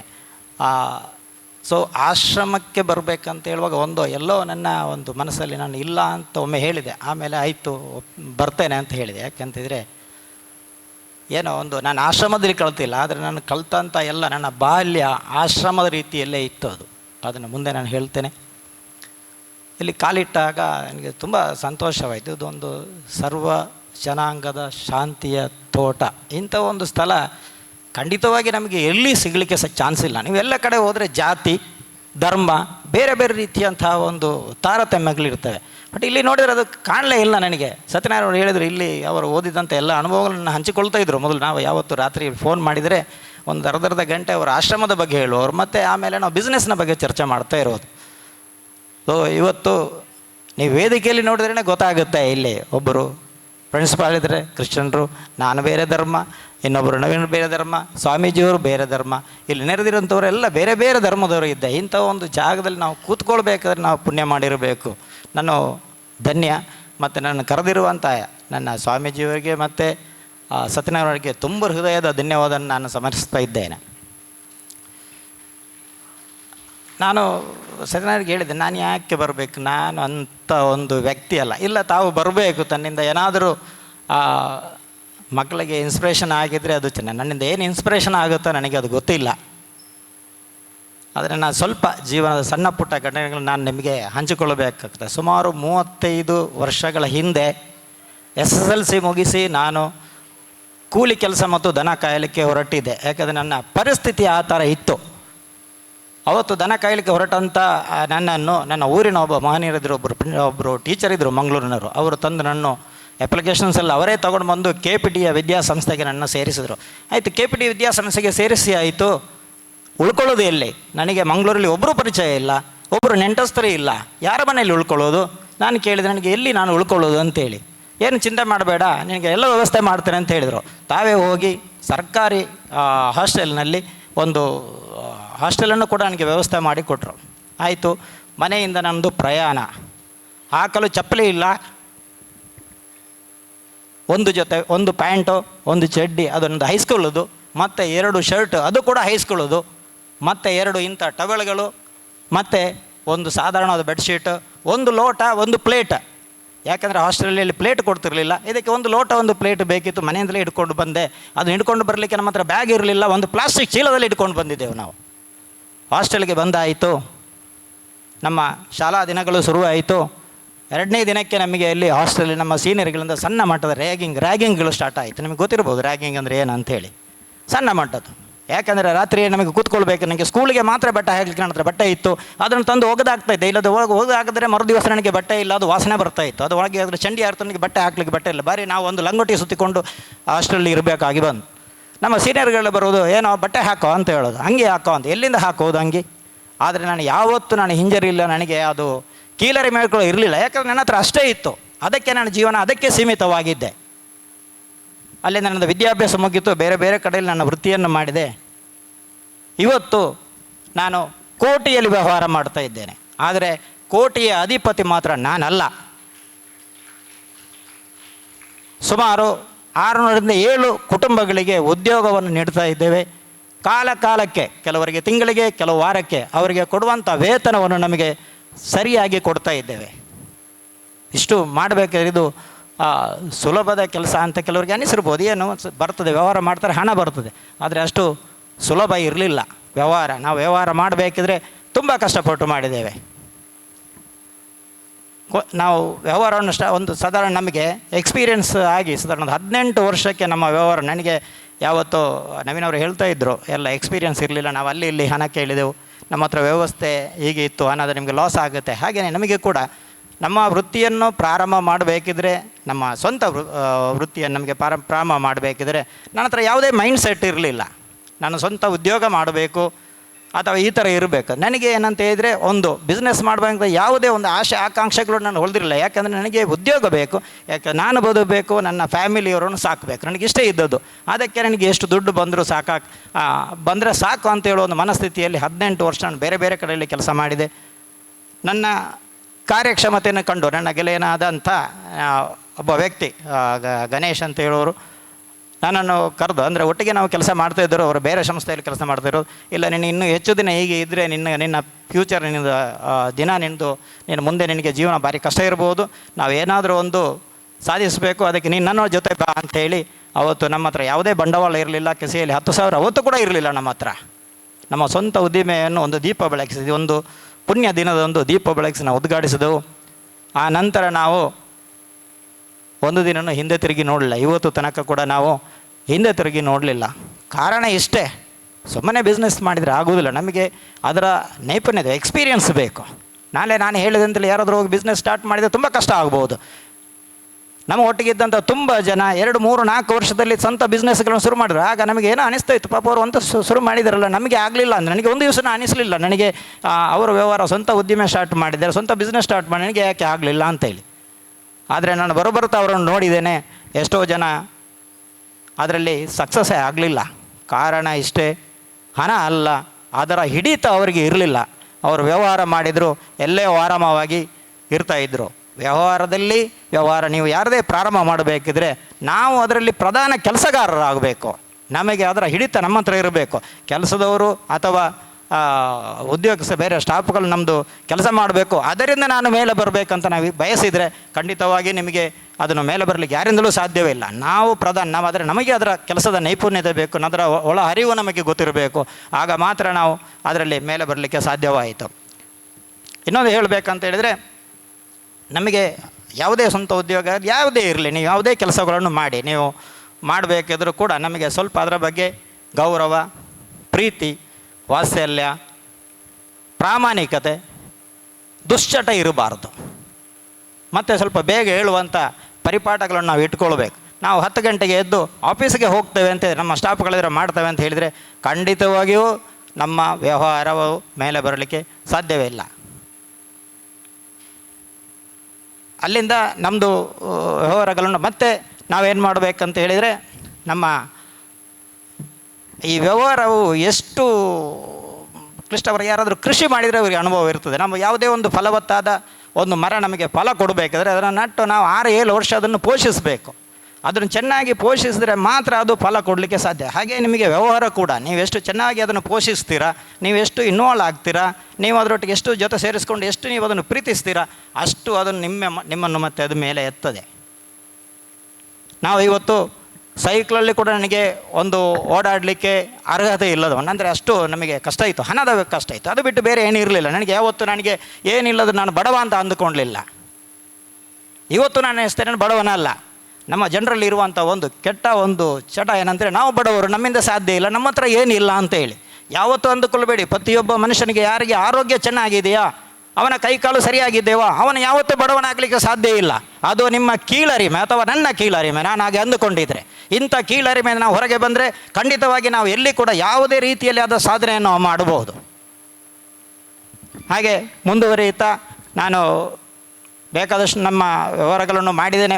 ಸ್ವಾಮೀಜಿಯವರು ಪ್ರಾಸ್ತಾವಿಕ ಭಾಷಣದಲ್ಲಿ ಹೇಳಿದರು ಸಮಾಜ ಸೇವೆ ಅಂತೇಳಿ. ನಾನು ಕೂಡ ಅಂದುಕೊಂಡಿದ್ದೆ ನಮಗೆ ಸಮಾಜ ಸೇವೆ ಮಾಡಲಿಕ್ಕೆ ಆಗೋದಿಲ್ಲ ಅಂತೇಳಿ. ಎಲ್ಲರಿಗೆ ಹೆಚ್ಚಿನವರಿಗೆ ಅವು ಸಮಾಜ ಸೇವೆಯನ್ನು ಹೇಗೆ ಮಾಡೋದು, ನಮಗೆ ಅದಕ್ಕೆ ಅವಕಾಶವೇ ಸಿಗಲಿಲ್ಲ ಅಂತೇಳಿ.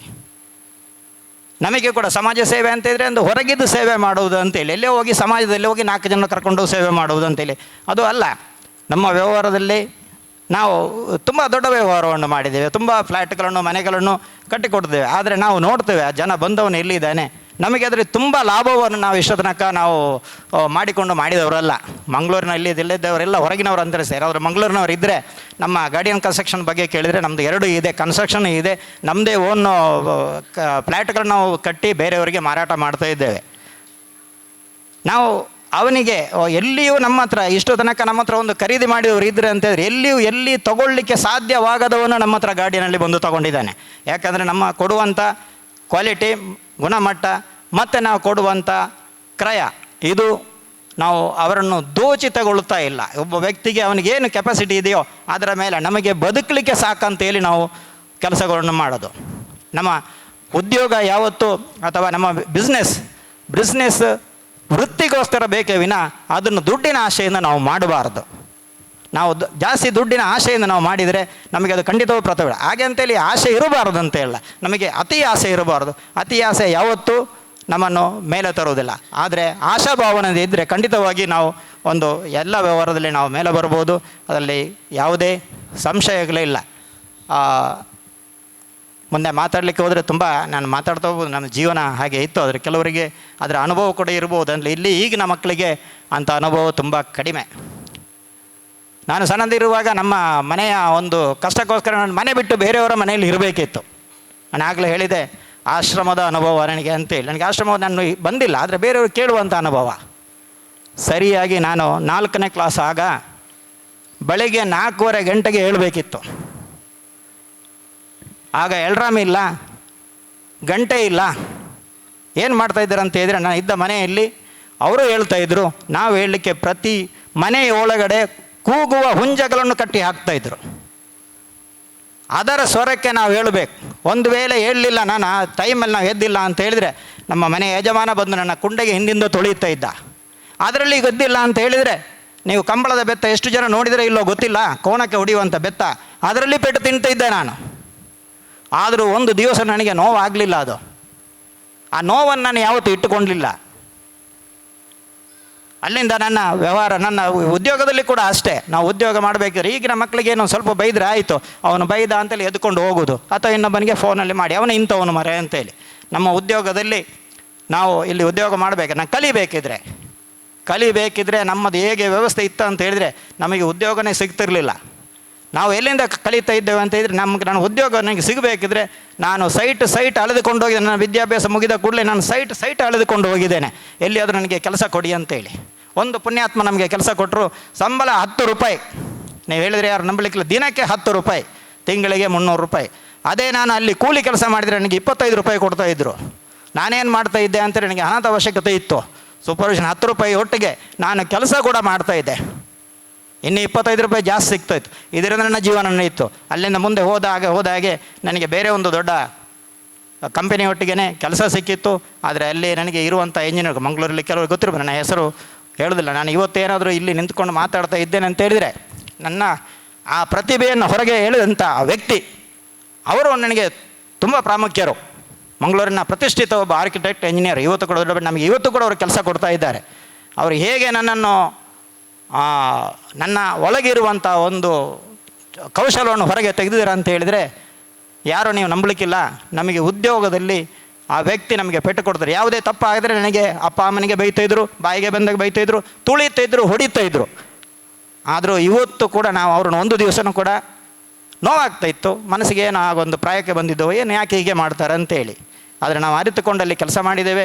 ಇವತ್ತು ಕೂಡ ಆ ಸಂಸ್ಥೆಯ ಕೆಲಸವನ್ನು ನಾನು ಗುತ್ತಿಗೆ ತಗೊಂಡು ಕೆಲಸ ಮಾಡ್ತಾ ಇದ್ದೇನೆ. ಯಾಕೆ ಅಂತ ಹೇಳಿದರೆ ಅದಕ್ಕೋಸ್ಕರ ನಾನು ಇವತ್ತು ಮೇಲೆ ಬಂದೇನೆ ಅಂತ ಹೇಳುವಂಥ ಒಂದು ಗರ್ವ ನನ್ನ ಹತ್ರ ಇದೆ. ನಾನು ಯಾವತ್ತೂ ಅವರನ್ನು ನಿರಾಕರಿಸಿದ್ದಿದ್ರೆ ನಾನು ಇವತ್ತು ಇಲ್ಲಿ ನಿಲ್ತಿರಲಿಲ್ಲ, ಮಂಗಳೂರಲ್ಲಿ ಕೂಡ ಇರಲಿಕ್ಕೆ ಸಾಧ್ಯವಾಗ್ತಿರಲಿಲ್ಲ. ಇಷ್ಟು ಹೇಳಿ ನನ್ನ ಮಾತನಾಡಿ ಕೊನೆಗಾಸ್ತೇನೆ. ಜೈ ಹಿಂದ್, ಜೈ ಕರ್ನಾಟಕ. ಧನ್ಯವಾದ ಸ್ವಾಮೀಜಿಯವರಿಗೆ ಅವಕಾಶಕ್ಕಾಗಿ ವಂದನೆಗಳನ್ನು. ಇಷ್ಟು ಹೊತ್ತು ನೀವು ಕೂತಂತ ನಿಮಗೂ ಕೂಡ ನನ್ನದೇನಾದರೂ ನಾನು ಭಾಷಣಕಾರನಲ್ಲ, ನಿಮಗೇನಾದರೂ ಮನಸ್ಸಿಗೆ ನೋವಾಗಿದ್ದರೆ ಕ್ಷಮಿಸಿ.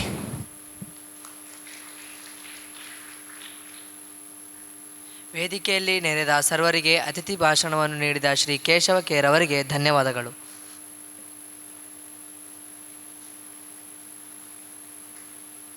ಇಲ್ಲಿ ನೆರೆದ ಸರ್ವರಿಗೆ ಪೂಜ್ಯ ಸ್ವಾಮಿ ಜಿತಕಾಮಾನಂದಜಿಯವರು ಆಶೀರ್ವಚನ ನೀಡಲಿದ್ದಾರೆ. ಶ್ರೀ ಗುರುಭ್ಯೋ ನಮಃ. ಬೆಳಿಗ್ಗೆನೇ ನಾನು ಸುದೀರ್ಘವಾಗಿರ್ತಕ್ಕಂಥ ಆಶೀರ್ವಾದ ನೀಡಿಬಿಟ್ಟಿದ್ದೀನಿ. ಸೊ ಈಗಾಗಲೇ ನೀವು ಇಲ್ಲಿ ಕೂತಿರೋದು ಯಾಕೆ ಅಂತಂದರೆ ನನ್ನ ಭಾಷಣ ಕಾಣಕ್ಕೆ ಅಲ್ವೇ ಅಲ್ಲ. ಮಕ್ಕಳಿಗೆ ಇಲ್ಲಿ ಸ್ಟೇಜಿಗೆ ಬಂದು ಸಾಂಸ್ಕೃತಿಕ ಕಾರ್ಯಕ್ರಮ ಮಾಡೋದು ನೋಡೋದಕ್ಕೆ ಬಂದು ಕೂತ್ಕೊಂಡಿದ್ದೀರ. ಆದರೂ ಸಹ ಸಭಾ ಮರ್ಯಾದೆಯನ್ನು ಗಮನಿಸಿ ನಮ್ಮ ಕಾಶಿಯ ಹೈಸ್ಕೂಲು ಮತ್ತು ಮಂಗಳೂರು ರಾಮಕೃಷ್ಣ ಬಾಲಕಾಶ್ರಮಕ್ಕೆ ಸುಮಾರು 60 ವರ್ಷದ ಸಂಬಂಧ. ನಮ್ಮ ಈ ಕಾಶಿಯ ಹೈಸ್ಕೂಲಿನ ಮುಖ್ಯ ಉಪಾಧ್ಯಾಯರಾಗಿರ್ತಕ್ಕಂಥ ಎವರೆಸ್ಟ್ ಕ್ರಾಸ್ತ ಅವರೇ ಹಾಗೂ ಶ್ರೀ ಕೇಶವ ಕೆ ಅವರೇ, ನವೀನ್ ಕುಮಾರ್ ಕೆ ಅವರೇ ಮತ್ತು ಪಾಲಕರೇ, ವಿದ್ಯಾರ್ಥಿಗಳೇ, 2 ಶಬ್ದಗಳಲ್ಲಿ 2 ಸೆಂಟೆನ್ಸಲ್ಲಿ ನಾನು ಮುಗಿಸ್ಬಿಡ್ತೀನಿ. ಎವರೆಸ್ಟ್ ಕ್ರಾಸ್ತ ಅವರೇ, ಕ್ರಿಸ್ಮಸ್ಸು, ಹಾಗಾಗಿ ಕ್ರಿಸ್ಮಸ್ಸಿನ ಶುಭಾಶಯವನ್ನು ಹೇಳ್ತಾ ಇದ್ದೀನಿ.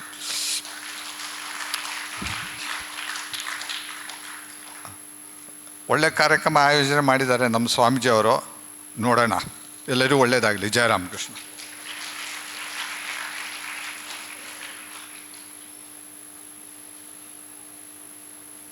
ಸರ್ವರಿಗೆ ಆಶೀರ್ವಚನ ನೀಡಿದ ಪೂಜ್ಯ ಸ್ವಾಮಿ ಜಿತಕಾಮಾನಂದಜಿಯವರಿಗೆ ಧನ್ಯವಾದಗಳು. ಈಗ ನಾವು ಈ ಕಾರ್ಯಕ್ರಮದ ಕೊನೆಯ ಘಟ್ಟಕ್ಕೆ ತಲುಪಿದ್ದೇವೆ. ಇಲ್ಲಿ ನೆರೆದ ಸರ್ವರಿಗೆ ಧನ್ಯವಾದವನ್ನು ಅರ್ಪಿಸಲು ಮುಂದೆ ಬರುತ್ತಿದ್ದಾರೆ ಅಕ್ಷಯ್.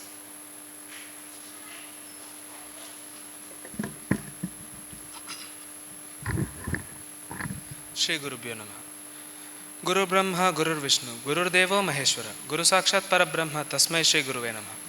ಇಲ್ಲಿ ನೆರೆದ ಸರ್ವ ಗುರುಗಣ್ಯರಿಗೂ ನಮಿಸುತ್ತಾ ಇಂದಿನ ವಂದನಾರ್ಪಣೆ ಕಾರ್ಯಕ್ರಮವನ್ನು ಶುರು ಮಾಡುತ್ತೇನೆ. ಸನ್ಮಾನ್ಯ ಶ್ರೀ ಸ್ವಾಮಿ ಜಿತಕಾಮಾನಂದಜಿ ಮಹಾರಾಜ್, ಶ್ರೀ ರಾಮಕೃಷ್ಣ ಮಠ ಮತ್ತು ಮಿಷನ್ನ ಅಧ್ಯಕ್ಷರಾಗಿರುವಂಥ ಇವರಿಗೆ ಧನ್ಯವಾದಗಳು. ಇಂದಿನ ಕಾರ್ಯಕ್ರಮದ ಮುಖ್ಯ ಅತಿಥಿಗಳಾದಂತಹ ಶ್ರೀ ನವೀನ್ ಕುಮಾರ್ ಇವರಿಗೂ ಧನ್ಯವಾದಗಳು. ಶ್ರೀಯುತ ಕೇಶವ್ ಕೆ ಇವರಿಗೂ ಧನ್ಯವಾದಗಳು. ಕಾಸ್ಯ ಪ್ರೌಢಶಾಲೆಯ ಮುಖ್ಯೋಪಾಧ್ಯಾಯರಾದಂತಹ ಶ್ರೀಯುತ ಎವರೆಸ್ಟ್ ಕ್ರಾಸ್ತರ್ ಇವರಿಗೂ ಧನ್ಯವಾದಗಳು. ಇಲ್ಲಿ ನೆರೆದ ಎಲ್ಲ ಕಾಸ್ಯ ಶಾಲೆಯ ಶಿಕ್ಷಕರಿಗೆ ಧನ್ಯವಾದಗಳು. ಇಲ್ಲಿ ನೆರೆದ ಸರ್ವರಿಗೂ ಧನ್ಯವಾದಗಳು.